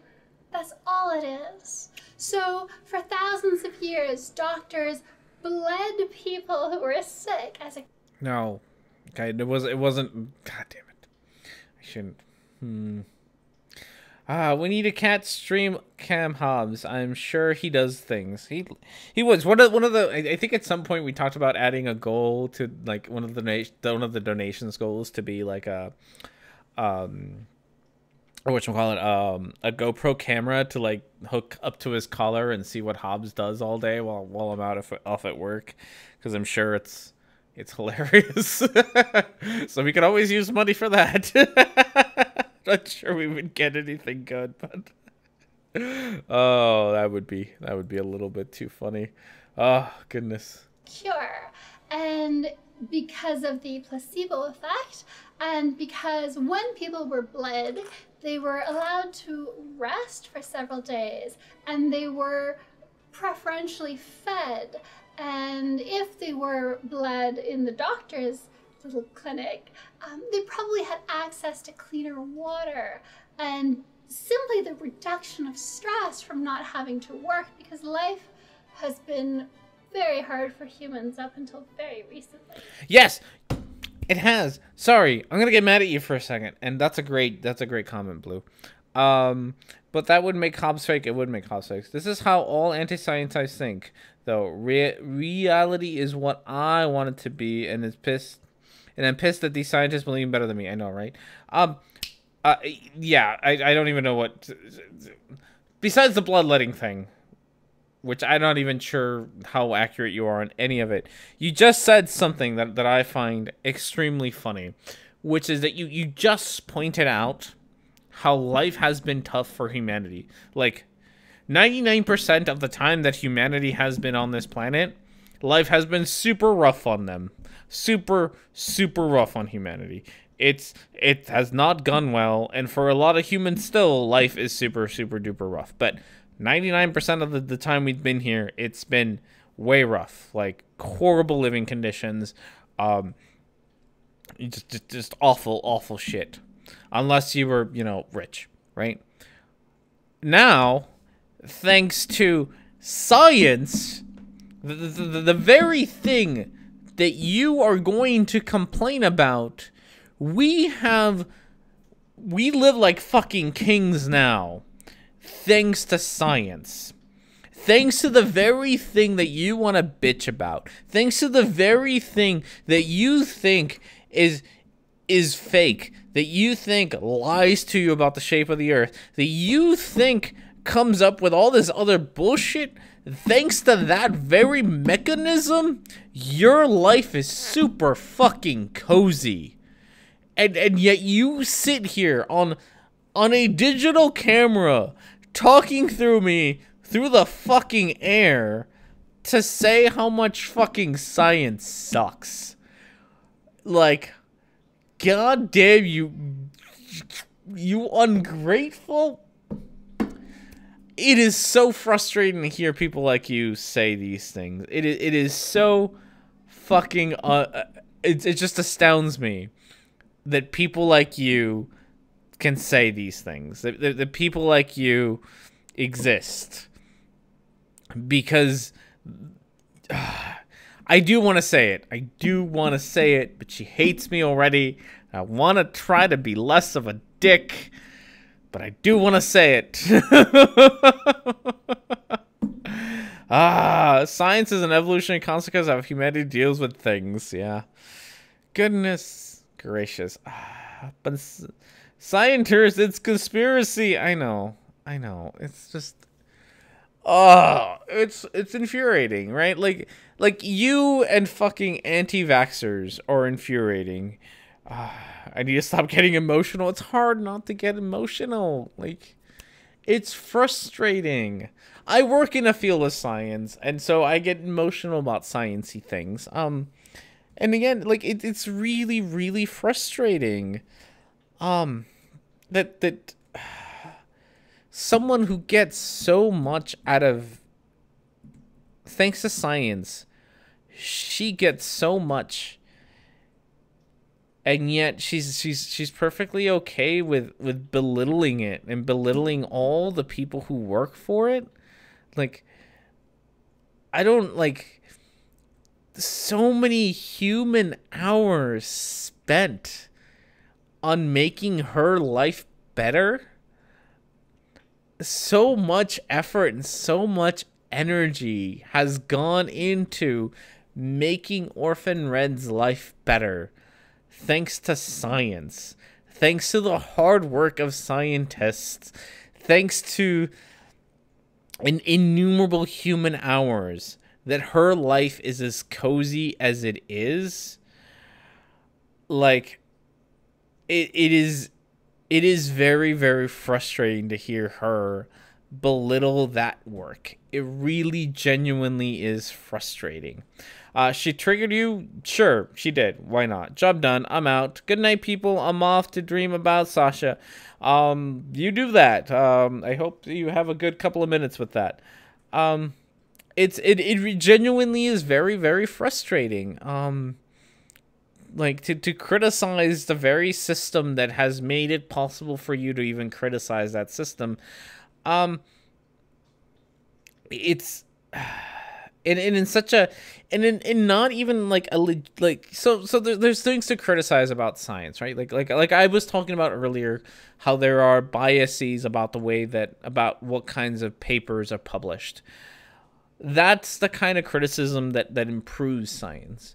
The kind of criticism that she is doing is not the kind of criticism that's going to improve science. It's the kind of criticism that's based on nothing besides the fact that she has already come to the conclusion that the Earth is flat and scientists don't agree with her. That's it.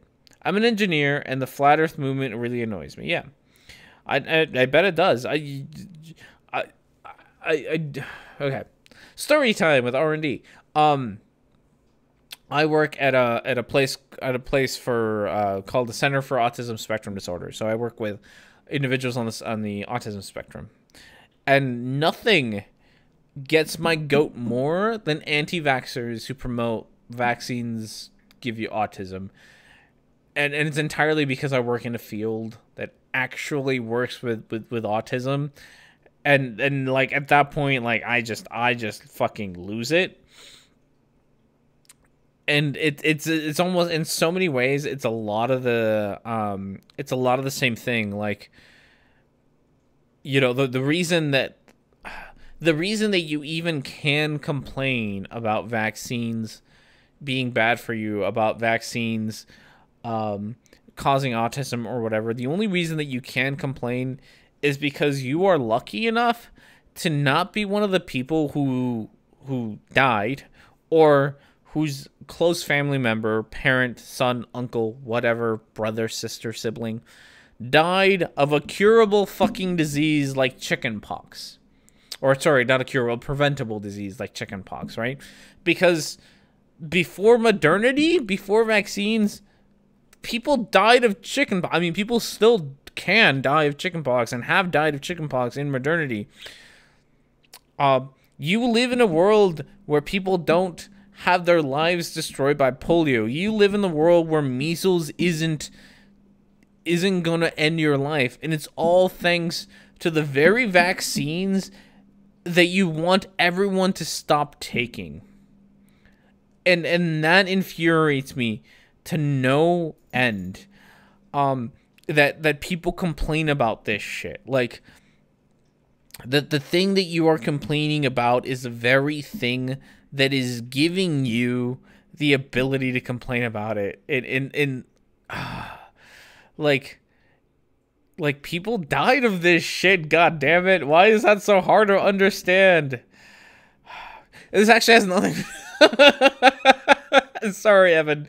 It has nothing to do with vaccines. I just went on a tangent about vaccines because I'm really pissed at Orphan Red for complaining about scientism, which there's been a lot of hand fapping today.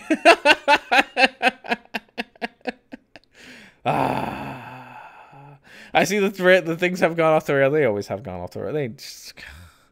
I posted a video about how ham radio operators know the Earth isn't flat.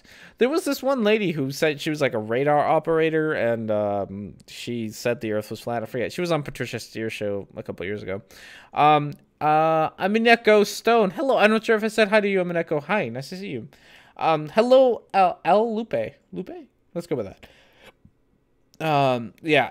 Bill Nye did say best. Your son is... My son is autistic. Oh, that's, yeah, cool beans.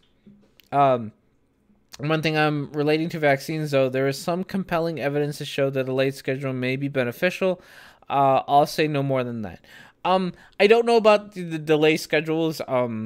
I've heard things, but I don't know if there's any studies on the subject. I more get angry at the people who say things like, I get more angry at the people who say things like, vaccines cause autism, or vaccines are unnatural because we shouldn't put chemicals inside of ourselves, or things like that. So yeah.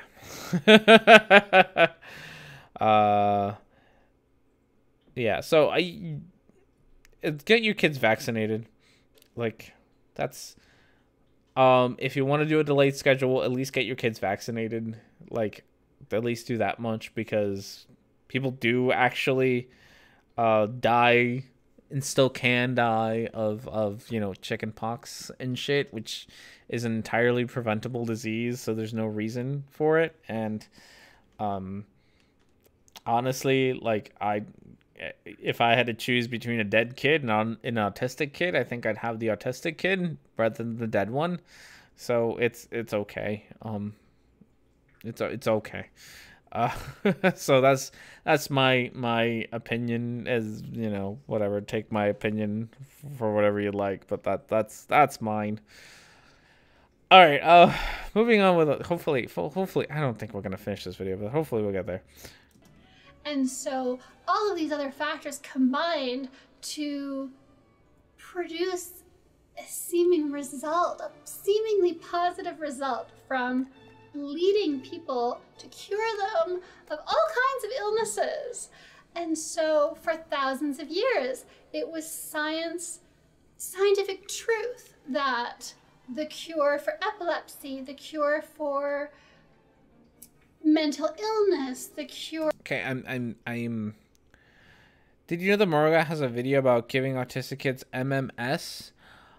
Bleaching? Oh, no. Does he really? If you do, figure out a way to send me a link to that. Because I would love to see that. Oh, goodness. I hadn't, yeah, if you can figure out a way to send me that link, either share it with one of the moderators in the chat so they can post it on here, or send it on Twitter or Discord or whatever you can, because that would be very interesting to talk about. You pronounced my last name wrong. I don't know how to pronounce your last name. Is it Laupe? I don't know. That would be awesome. Hello, NANA. I think you've been here already, but hello again. Hello, Foxtrot. Go Foxtrot Yankee. I'm worried about my kid autism from bikini because reasons, but not worried about another kid who maybe compromises or getting something from my kid. Dangerous idea. Idiots. It's true. Tweet him the link. Always, yeah, tweet me the link. Always good. How good are experts at diagnosing autism these days? So very, which is, autism is fun. I think it's like loop. Oh, like loop. Okay. I mean, so, autism is so what's happened. And so there's a lot of, one of the interesting hypotheses as to why autism has been on the rise as of late is, because we've gotten better and better at diagnosing it more than anything else. Like, it hasn't actually, like, the rates of autism haven't increased. It's just that we are more able to test people at a younger age, and second, more widespread. We can actually, it's easier to do an evaluation on autism. And so one of the leading hypotheses as to why the rates of autism have been increasing over time isn't that the rates are actually higher, but that the rates have stayed the same. It's just easier for us to see it now. If that makes sense. Like, it's just easier for us to point it out. It's easier for us to test multiple people and all that. So that would be one way. What's the easiest way to send this link? The easiest way to send the link is probably Twitter, if not Discord. Those are the kind of two easiest. Sorry, don't believe in the diagnosis. No way. For what? I should have said the definition also has expanded greatly over the years. It has, true. If that was true, you would see 1/40th adults like it. With autism, I'm not entirely sure I followed that.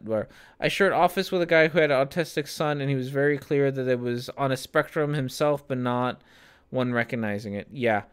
That is another thing is in DSM-5, if I remember right, in the DSM-5, autism became a spectrum. So it's and I think if I remember right, and I'm not a doctor, so take everything that I say with a grain of salt, because I only work in the field, so some expertise, but I'm not a doctor, right? So, but I think it is the DSM-5 that they changed it. That they changed it from like autism being kind of an either you have it or you don't, to it being a spectrum, and removing I think they remove what's the other one, Asperger's. They removed Asperger's, so it's not part of the autism spectrum. I mean, people still use the term Asperger's. So it's so yeah. So that could be it. We kind of made a joke how when the change was kind of first made, that all of us are on the spectrum. It's just to what degree we're on the spectrum that matters now, not that we are or aren't on the spectrum. Like, everyone's kind of slightly in it. You don't do Twitter. If you have Discord, that's another one. You could also you're 40. Oh, okay. Decent Raccoon, yes, I've talked to you. Planewalker, ADHD, ADD, and Asperger are all extremely similar. They are extremely similar. Because I've been diagnosed with ADHD as a kid, but I feel like I might have Asperger's after learning about it, but I'm not sure if the symptoms are due to ADHD. That's true, yeah. Yeah, there is kind of from a non, like, so there's how about this? They're similar on sort of the outside part, like the behavioral part. ADHD can be very similar. You can comment on my vid. That would also work. They are like on the outside bit, on the behavior wise bit. ADHD, ADD can look very similar to autism. So if you're just looking at behaviors, they can be hard to distinguish. As far as diagnostically speaking, they are not the same. Like, you diagnose them very differently from each other. So, it's on that end, it's very different. But I could understand why you could, and I've had conversations with people who didn't find out they were on the spectrum until much later in life, because, like I said earlier, the kinds of tools and the kinds of diagnostics that we do, like evaluations that we do now, weren't available in the 80s. They're available now, so they're easier to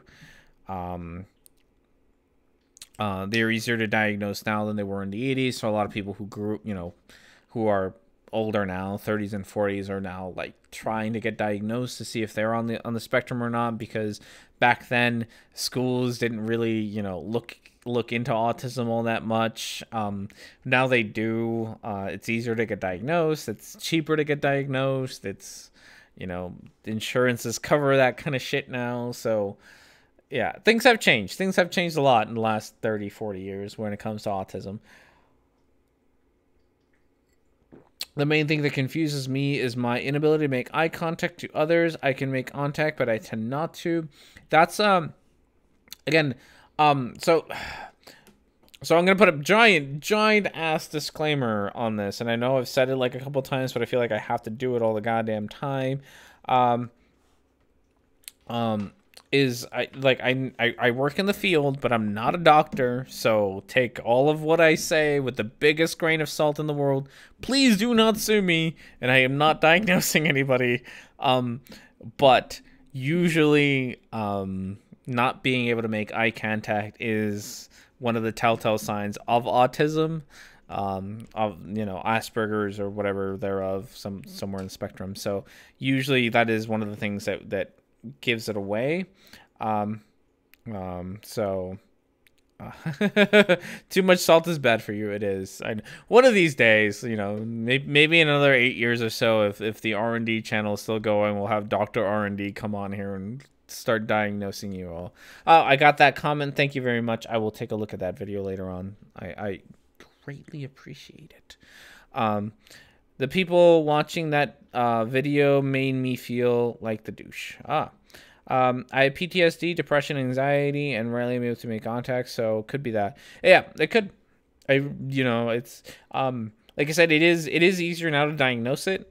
So if you have the right insurance and you want to get it diagnosed, it's almost less relevant as an adult than it is as a child. The nice thing about getting it diagnosed early is you get it open to a whole bunch of services and treatment that you can get at a younger age that will help you later on in life. If you've kind of made it through life and you're an adult, you kind of figured out a way to work with your autism or your ADHD or your ADD at that point. So it's, so, you know, it's who knows if, you know, how much benefit you get. I had people ask me about like what you can do as an adult. The other problem is, that there aren't a lot of services for adults on the spectrum. So unfortunately, especially in the States, and I don't know how true this is in other countries. Unfortunately, in the States, the cutoff for a lot of government services is 22 years. Like once you hit 22, the amount of services that you can get for disabilities and, well, not disabilities, I shouldn't say that, for autism kind of really drop. There aren't a whole lot of services for adults. I know that there are a few people working on creating programs and services for adults, but currently the way that treatment is set up for autism, there's a lot of services at earlier ages because that's when you can make the biggest change. So that's where the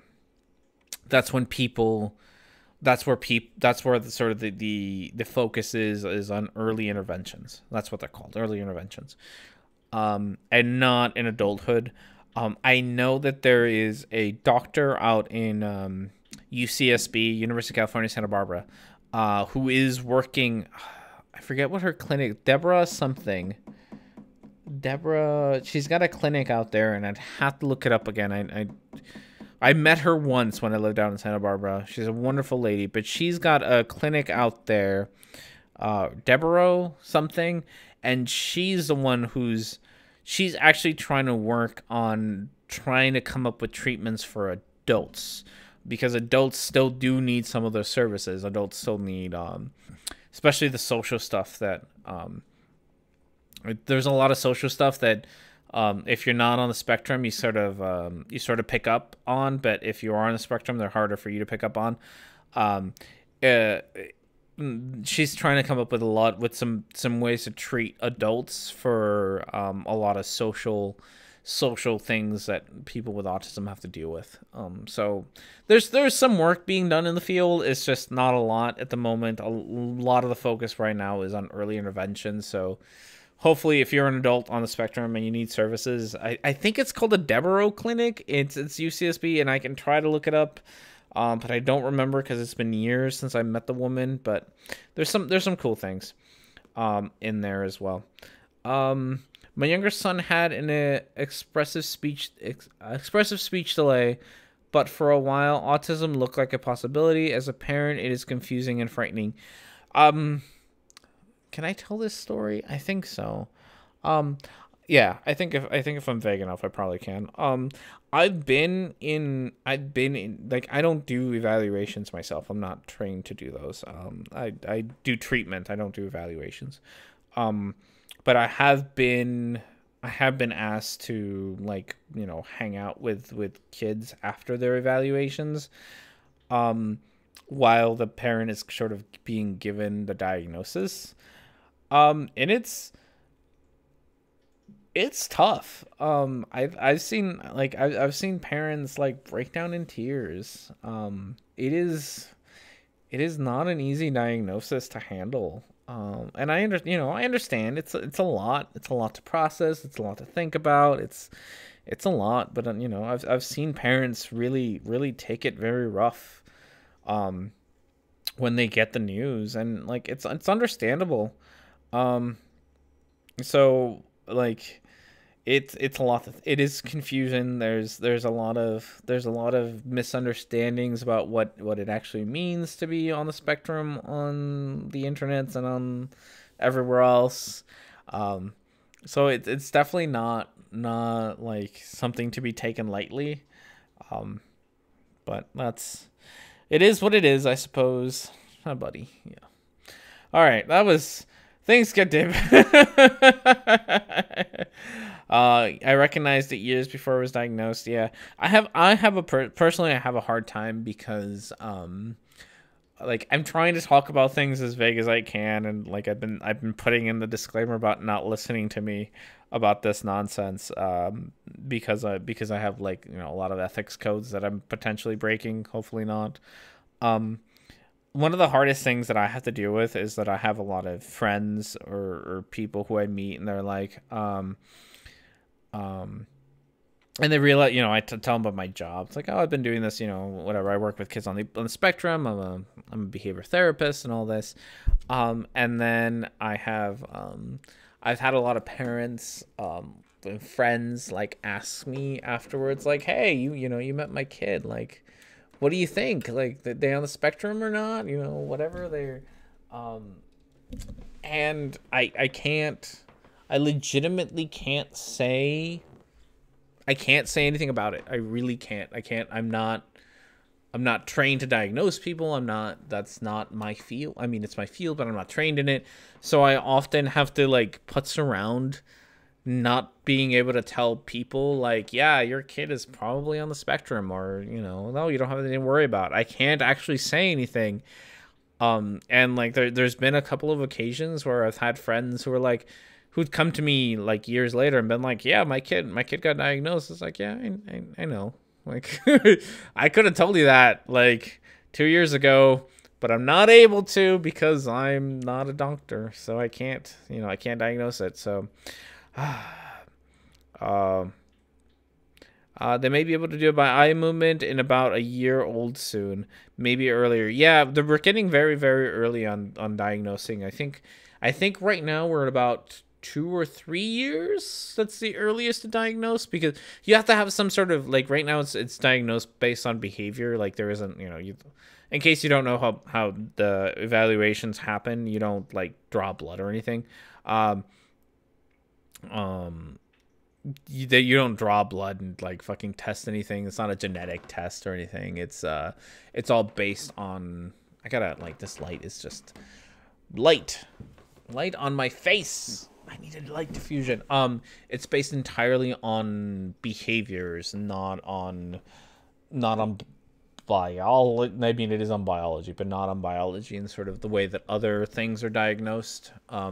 So you need to have behaviors first, which is why you typically don't diagnose before, like, 2-3 years. Usually like 3 years is more or less when the diagnosis start happening. Super extra dark, longer and harder. Yes. This happens sometimes. God, I haven't had one of these in a while where we get talking to, like, deep fucking issues that, like, God, yeah. Orphan Red, the things that we've gotten to talk about today because of you.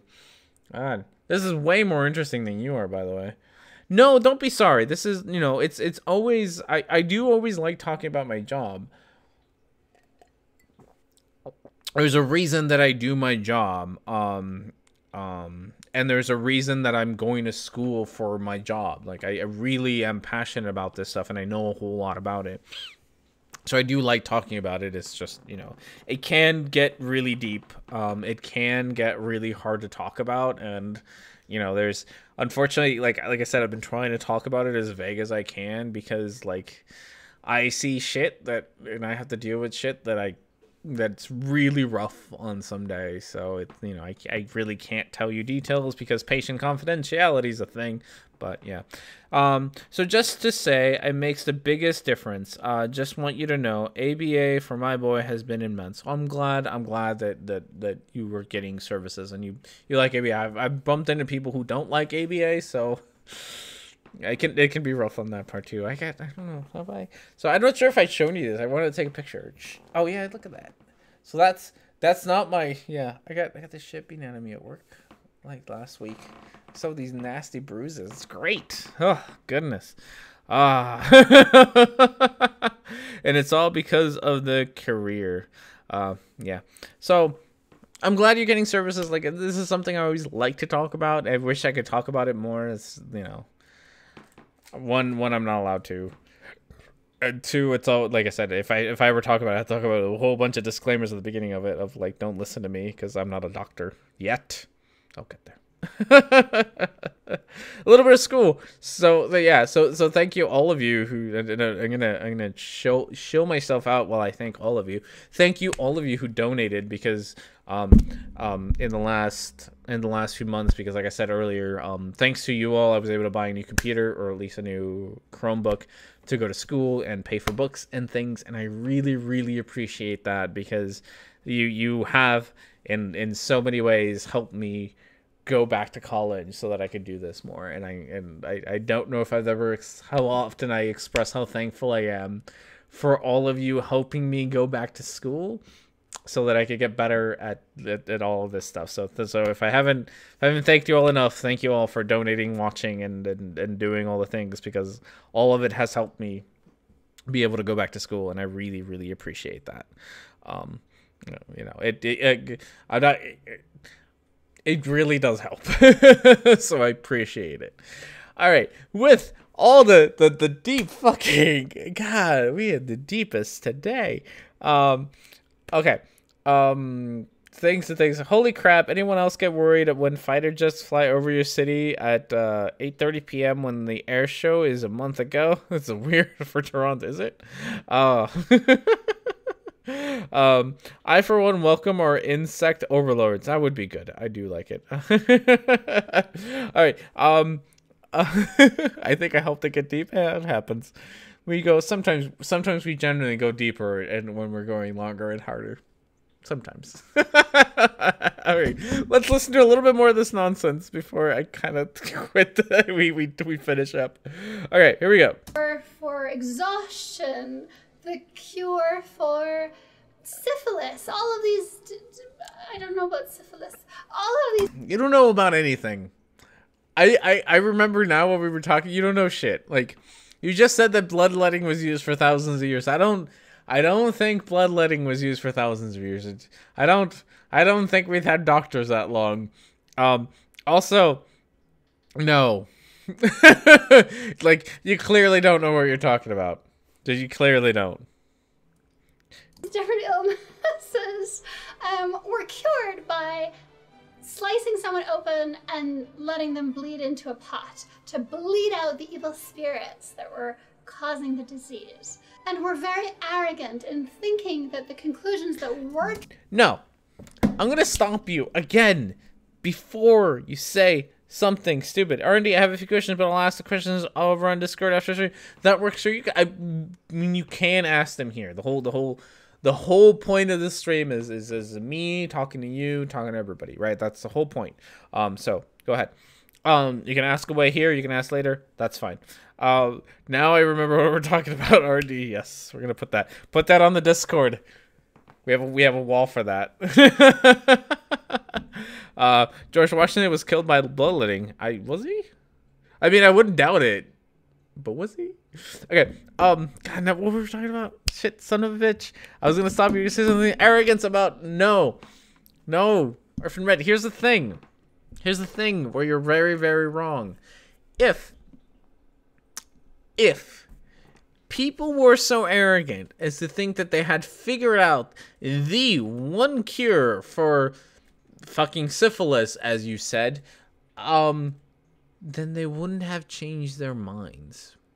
That's the thing that will always counter whatever stupid shit you're about to say, is the fact that doctors have changed the way that they treat people for syphilis because they found a better solution, because they're not arrogant about the fact that they have the one and only solution. The only way you would be right is if we were still treating people for syphilis by bloodletting and we never learned our lesson.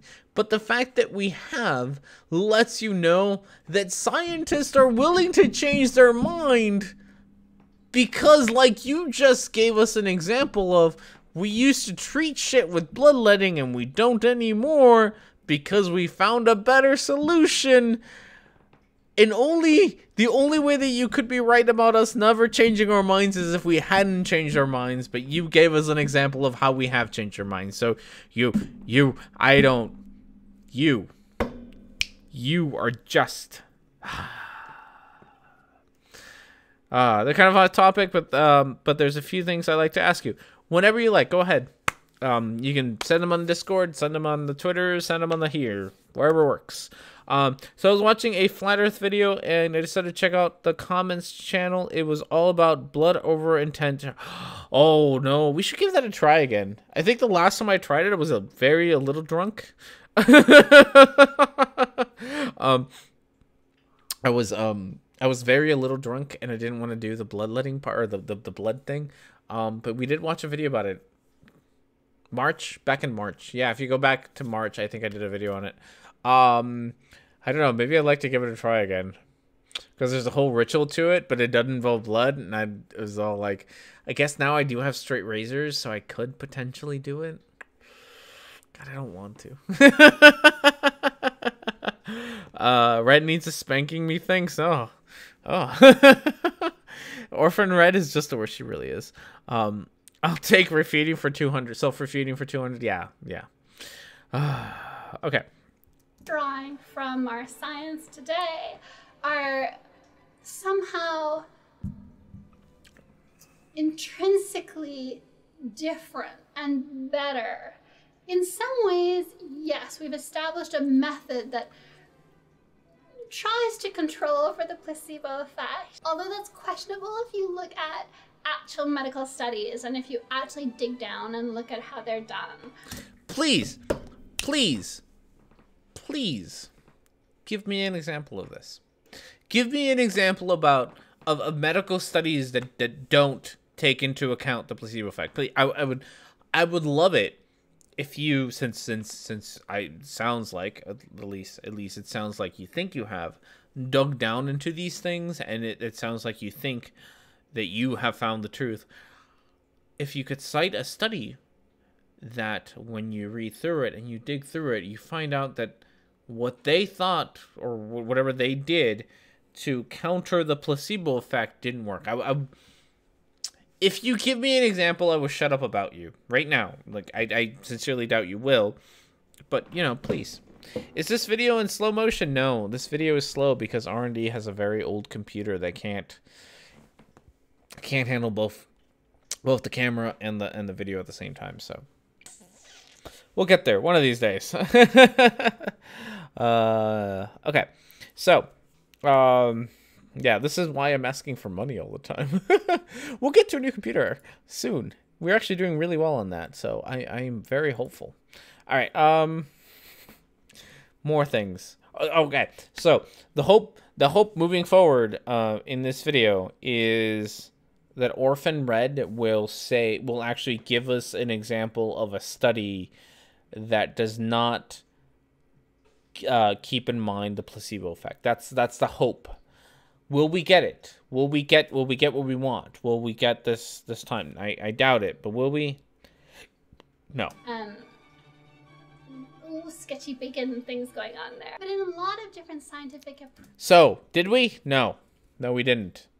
Dear Orphan Red, if you ever get into this video far enough, that would have been a good point to have given us an example. Approaches and endeavors, an attempt is being made to control for confounding factors. But the problem is that we often ignore the biases, the models, the underlying assumptions that we come to the table with when it comes time to interpret data. And oh my god. NA, you are far too kind. Oh my goodness. There you go. There you go. You are far too kind. Thank you very, very much. That is extremely helpful. Towards improving the quality of the show. I greatly appreciate it. Always. And in case you don't know, since NA was so generous today, thank you. In case you don't know, whenever there's a super chat or a donation, Streamlabs donation, whichever one, besides getting boobs, which is great, I will match the donation, so your donation is pretty much automatically doubled. So I will match all your donations with my own money to help save up for this. So we are doing very well on that, and thank you very much, because there we go. We'll add $50 to the donations bar by next time, which is great. No, thank you very much. Buy another webcam for the cat. I know, right? He's back there. He's back there being fat. Hubsy, you're being fat. Yeah, you're being fat. But yeah, no, getting some extra cores for this computer would be nice, or for a new computer with extra cores would be nice. Thank you. Orphan Red was saying a thing. I already forgot what she was saying. She was saying a thing. Something stupid, I presume. So let's keep going. Nope, hit the wrong button. all these different things strongly affect the conclusions that we draw. And if we're not more cautious about mistaking what science has proven for factual truth, then we fall into a hole wherein science loses its legitimacy. Because we start to see science publishing contradictory factual truths from what they published 10 years ago. But you were just complaining that the scientists are you're frustrating. You were just a minute ago, literal minute ago in your video, complaining about how scientists don't change their mind and how stuck in their ways they are and how they're not open to new ideas. You were just complaining about that. That was the whole crux of the beginning of your video. And now you are complaining that they've changed their minds over 10 years. You can't complain about both things at the same time and be a serious person. What are you talking about?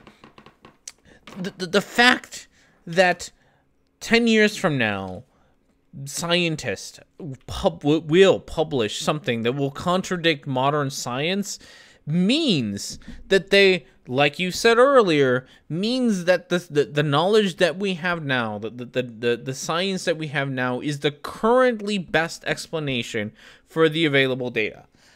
Which means that if we get better data in the future that contradicts the data that we have now, we will change our minds.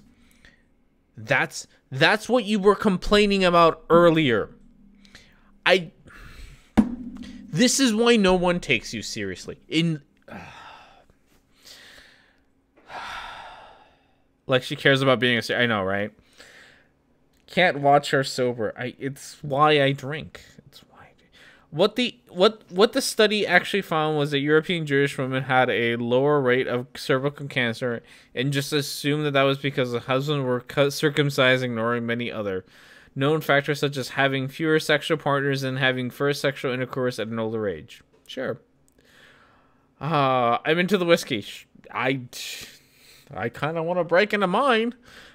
She would look good in latex, though. Sorry. I mean, she might. I mean, I wouldn't complain. It's just, as long as she didn't talk, I just Orphan Red. Orphan Red. What's Night? Oh, is Nightbot still being annoying? I love Nightbot. Orphan Red. I don't know what to tell you. I just don't know what to tell you. Like, you contradict yourself in your own video about how people contradict themselves. I just, like, this is, what are those things called? There are things within things. God,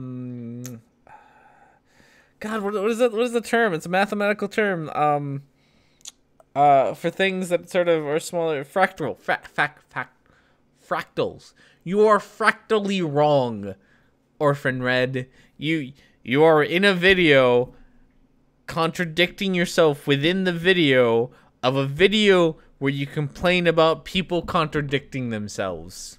It's great. It's just the best. Marty rules. Thank you for showing up. She is the worst. Factually. I mean, she might actually be factually wrong as well, but she's fractally wrong. You are fractally wrong. By the way, that don't coin that to R&D. One of the guys at the Atheist Experience said that, and I remember that as a term. The fractally wrong. You are fractally wrong, Orphan Red. You just are. And so, if you're mistaking what you're reading that's coming out of published science research as factual truth, and then you find that 5 or 10 years later, it's contradicting the factual truth that came before it, then people lose trust in the legitimacy of science and the power of science. Stop. Just stop.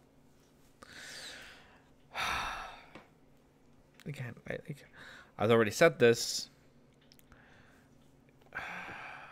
Why does she sound like she must burst in tears? I think it's just the echo that she puts in her videos. I think that's it. Do not dispute my fractal basis. It's just that is exactly what is positive about science. Exactly. And you're right. That is I mean, that is one of the things that makes science such a strong I don't know, methodology. There we go. What makes science such a strong methodology is the fact that it can improve, and it has the potential to look back at what it did 10 years ago and say, like, this thing was wrong. We have more facts now that make it that tell us it was wrong, and we have changed our mind, and that's cool.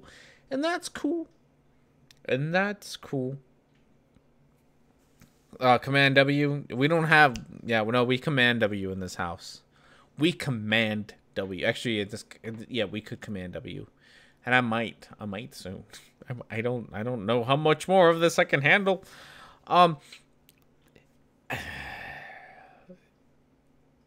But like, the whole point, Orphan Red, the whole point of scientism is that it's science taken as a religion, where you have a top-down mentality where and I'm going to use the other hand so that you can see it. We have a top-down mentality where the people on top say this is true, and then the people at the bottom accept it unquestionably, and there's never a change and possibility of change because there's an absolute truth, and that is your problem with scientism, and you're complaining that science doesn't do this, therefore it's scientism.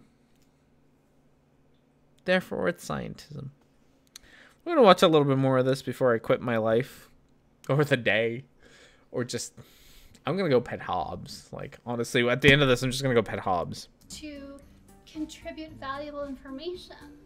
And that is horrific, because our society, our advancement, our prosperity, and the comfort and quality of our lives are so heavily dependent on how we do science, how we acquire knowledge, the processes that we put in place in order to filter between useful information and not useful information.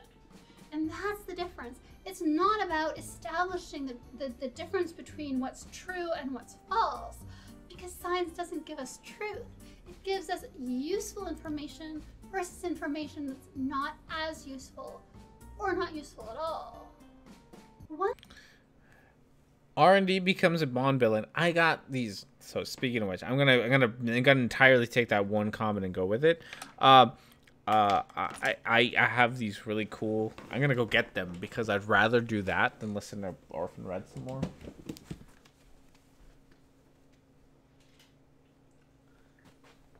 So I finally broke my old sunglasses and I got these like really cool like Bond villain sunglasses, which I love, and like if and maybe one of these days I have to go get my my like suit on and like my bow tie, get like the whole shebang going, but like I can do the Bond villain thing. I can't see for shit because I'm not wearing my contacts, and I can't even read the comments. But I think I could do it. I think I can pull it off. Just sit there. If I had the cat on me, I could sit here and just look super cool in the background. I can't see shit, but I look super cool. That was way more interesting for me to talk about than whatever Orphan Red is talking about now. Oh god. R&D, you need a metal glove and your cat on your lap while you talk. I do. We have talked about making. I made one once because I used to LARP. R&D used to LARP. If you don't know what LARP is, you should look it up. R&D used to LARP, so I once made a metal glove.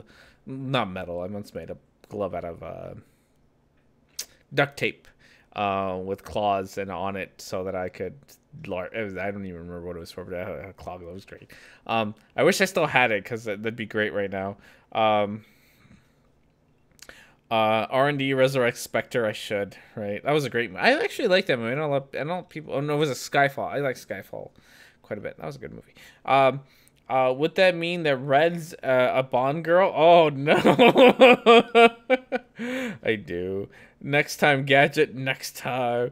When I have nothing to say, I just type a bunch of A's.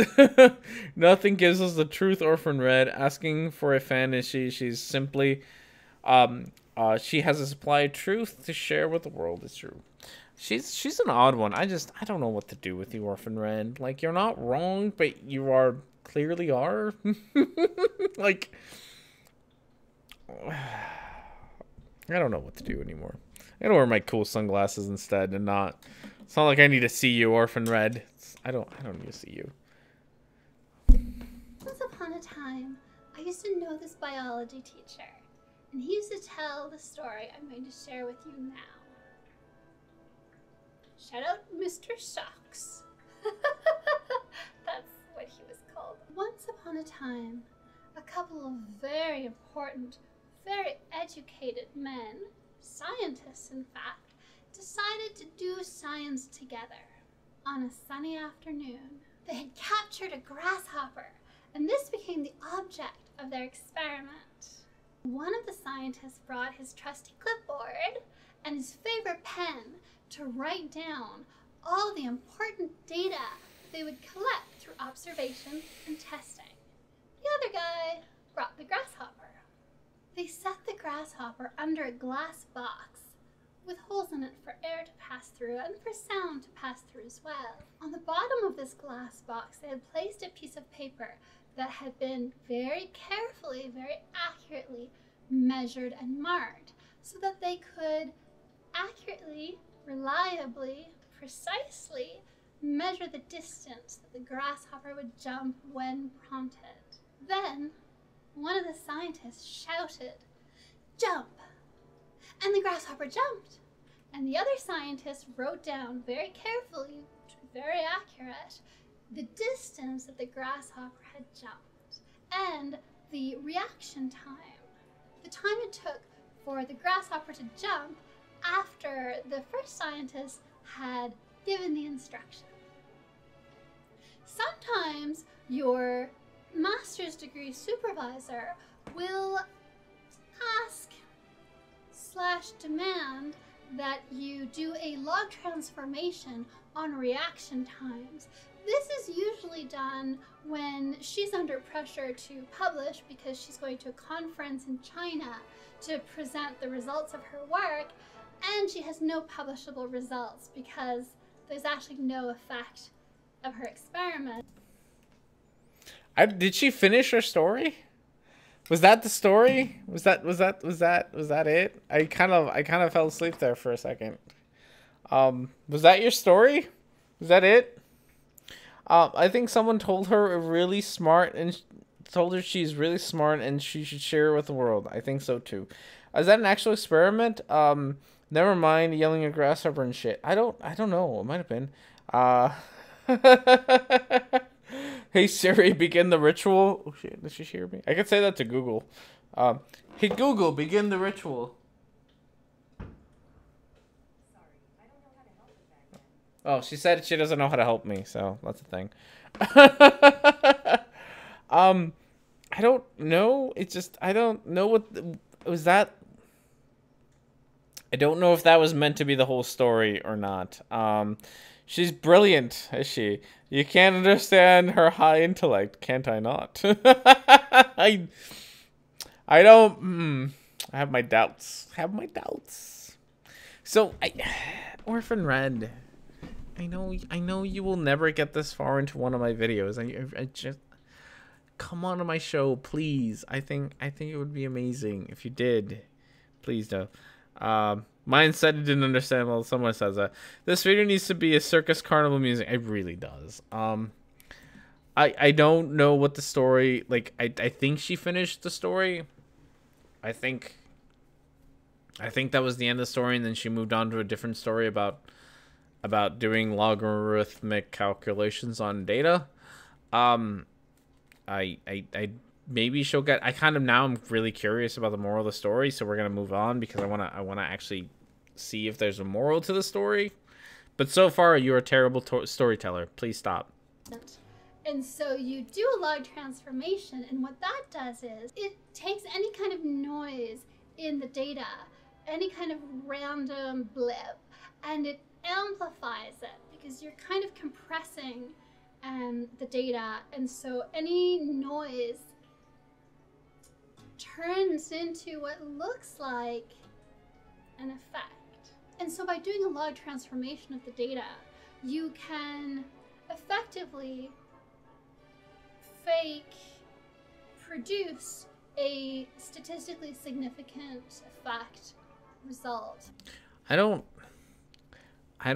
think you know what statistically significant is. I don't actually think you know what a logarithmic transformation is either. So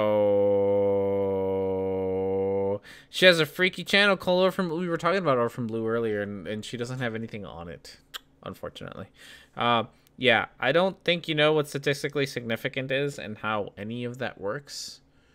It'd be nice if you did. I have to take statistics, I think, again, and I don't want to. I took statistics like 15 years ago, and I don't want to do it again. I wonder if they'll let me get away with it. That's exactly what the opposite of what the analysis is supposed to do. Yeah, I don't think you know. Like, so here's the thing. Like, I'm gonna pretend for a second that you are 100%. It's for her paying. Wait, if I pay Orphan Red, I can get Orphan Blue? Is that for real? Like Mr. Stone, if that's dear Mr. Stone, if that's for real, please let me know. Dear subscribers / fans / people who give me money, would you be okay with me spending money on Orphan Blue?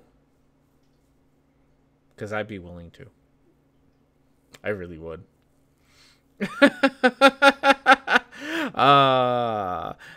Okay, so let's pretend for a I got all excited about Orphan Blue for a second there. let's pretend for a second that you're right. Let's pretend for a second that you are 100% correct, right? You in fact get what's the thing? This is how log calculations do, right? They take noise and they amplify it, and that's what they do, right? Let's pretend that that's what happens, and you obviously know about this, which means that other people know about this.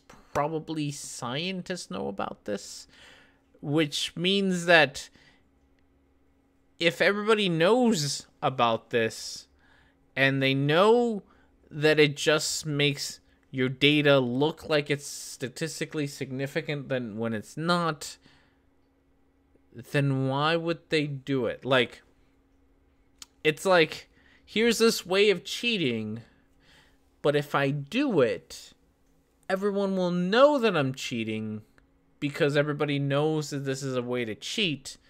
So why do it? Like feels like a very easy way to get caught, right? Like it's kind of dumb. it's pretty much what I'm saying. It's a very dumb way to cheat when everybody knows it's how you cheat. Like, it's very dumb. You were very excited to pay her to be Orphan Blue. I would. Yes, more videos to make fun of. I really would. That's what I'm excited for. If I'm gonna go look up your Patreon page. I just got a raise at work. I have no problem becoming a patron of yours, just so that I could get Orphan Blue videos, just so that I could put them on here. It would make Longer and Harder that much more exciting. I still am. Okay, just how much we got? We got like 5 minutes. Let's just a little bit. Is then publishable. Also, terribly unethical. And when you refuse to do it, you get in trouble. And then they send you to the department head because you're not being cooperative. And when you explain the situation, he says, quite angrily, everybody does this. And then you lose a lot of faith in all of science. But that's not what these scientists did in our little story here. They did not do any log transformation. This is the second show shares. I think so. Why did Orphan Red Blue she need the money? I think so. I don't think so. One of the fun things about my job currently, is, well, all the time I get to do human research, which is fun. I love human research. It's so much fun. So I get to participate in a lot of or run a lot of research with almost every case that I've worked on so far. I've been able to run some sort of study. Currently, so the way my job works, I used to be a B tech, which means that I was kind of the bottom of the barrel and just sort of followed instructions. I'm now a little bit higher up on the totem pole. So now I get to run other people's studies. And currently I am running someone's dissertation study, and yeah, no, they don't do that. Like the amount of fucking data that I have to take and keep track of and never ever fucking lose is insane. We have videos, like, I don't think you understand how science works. I have videos of the things that I do. I have to keep logs of everything that I do. Every bit of data that I take, the most that I can get someone else to take data with me, so that there are two independent people taking data on the same on the same experiment, the better, because that's important for science, that two people are independently verifying the same occurrence of whatever. And videos exist. Like, You have to provide all this thing. There's a record of absolutely everything that I ever do. Like, the amount of fucking paperwork that I have to do for this study is insane. Like, I never realized up until doing this dissertation or helping this other my supervisor with her dissertation, I never realized how much fucking paperwork you have to keep, how much data you have to keep. This idea that you can somehow cheat your way through it is insane to me. You've obviously very clearly never been part of a study, because you can't. If you change your data in such a way that you like run a log, right? Let's pretend that you run a logarithmic study, right? The first thing that people will ask you is to give you, to hand over the original data, which you better have, or you have to tell them, hey, I took the data and then I ran a log on it and then I got this other data afterwards, which would be showing your hand. So I don't know why you think that it's possible. Like, you don't know what you're talking about, is more or less what I'm saying. Thank you, Blue. That's very generous of you. I greatly appreciate it. Enjoy your free booze. Thank you very much for your generous donation, Blue. Wonderful. I love that cat picture. That cat picture is amazing. I do love it. Hey Google, repeat. Hey Google, repeat. Oh god, I can't say it right. I forgot what I said too. Okay, we'll try again. Hey Google, repeat after me. Please stop Orphan Red. Just stop. She gonna say it? Nope. Never mind. I think she's confused. Don't spend it all in one place. I won't. Thank you very much. An old Andrew Dice Clay joke. Why did little boy Blue, he needed the money? Oh no. Oh no. It is 8:00 p.m. in my place. We're gonna call it a quit. Thank you everyone for joining us. Orphan Red, if you make it this far into this video, I'm not gonna lie to you. You don't know what you're talking about at all remotely. You've clearly never done science. You've clearly never participated in a study. Oh my goodness. Thank you very much, Golf Farsa. Buy Hobbs some catnip. It's like, I do have catnip. Maybe I'll make that a video, Hobbs on catnip. I do have some for him hanging around. But thank you very much for the donation. It is greatly appreciated. Thank you everyone who donated today. Thank you everyone for showing up. I always enjoy chatting with you all. It's amazing. Orphan Red, you might have a new patron soon. If it turns out that I can get access to Orphan Blue material, that would be amazing. You might have a new patron. You might. Thank you everyone for showing up. Orphan Blue, Orphan Red, whichever one you are. Do come on my channel. Honestly, I love your stuff. They make me laugh. But I'm not gonna lie, you're very ignorant about what you're talking about.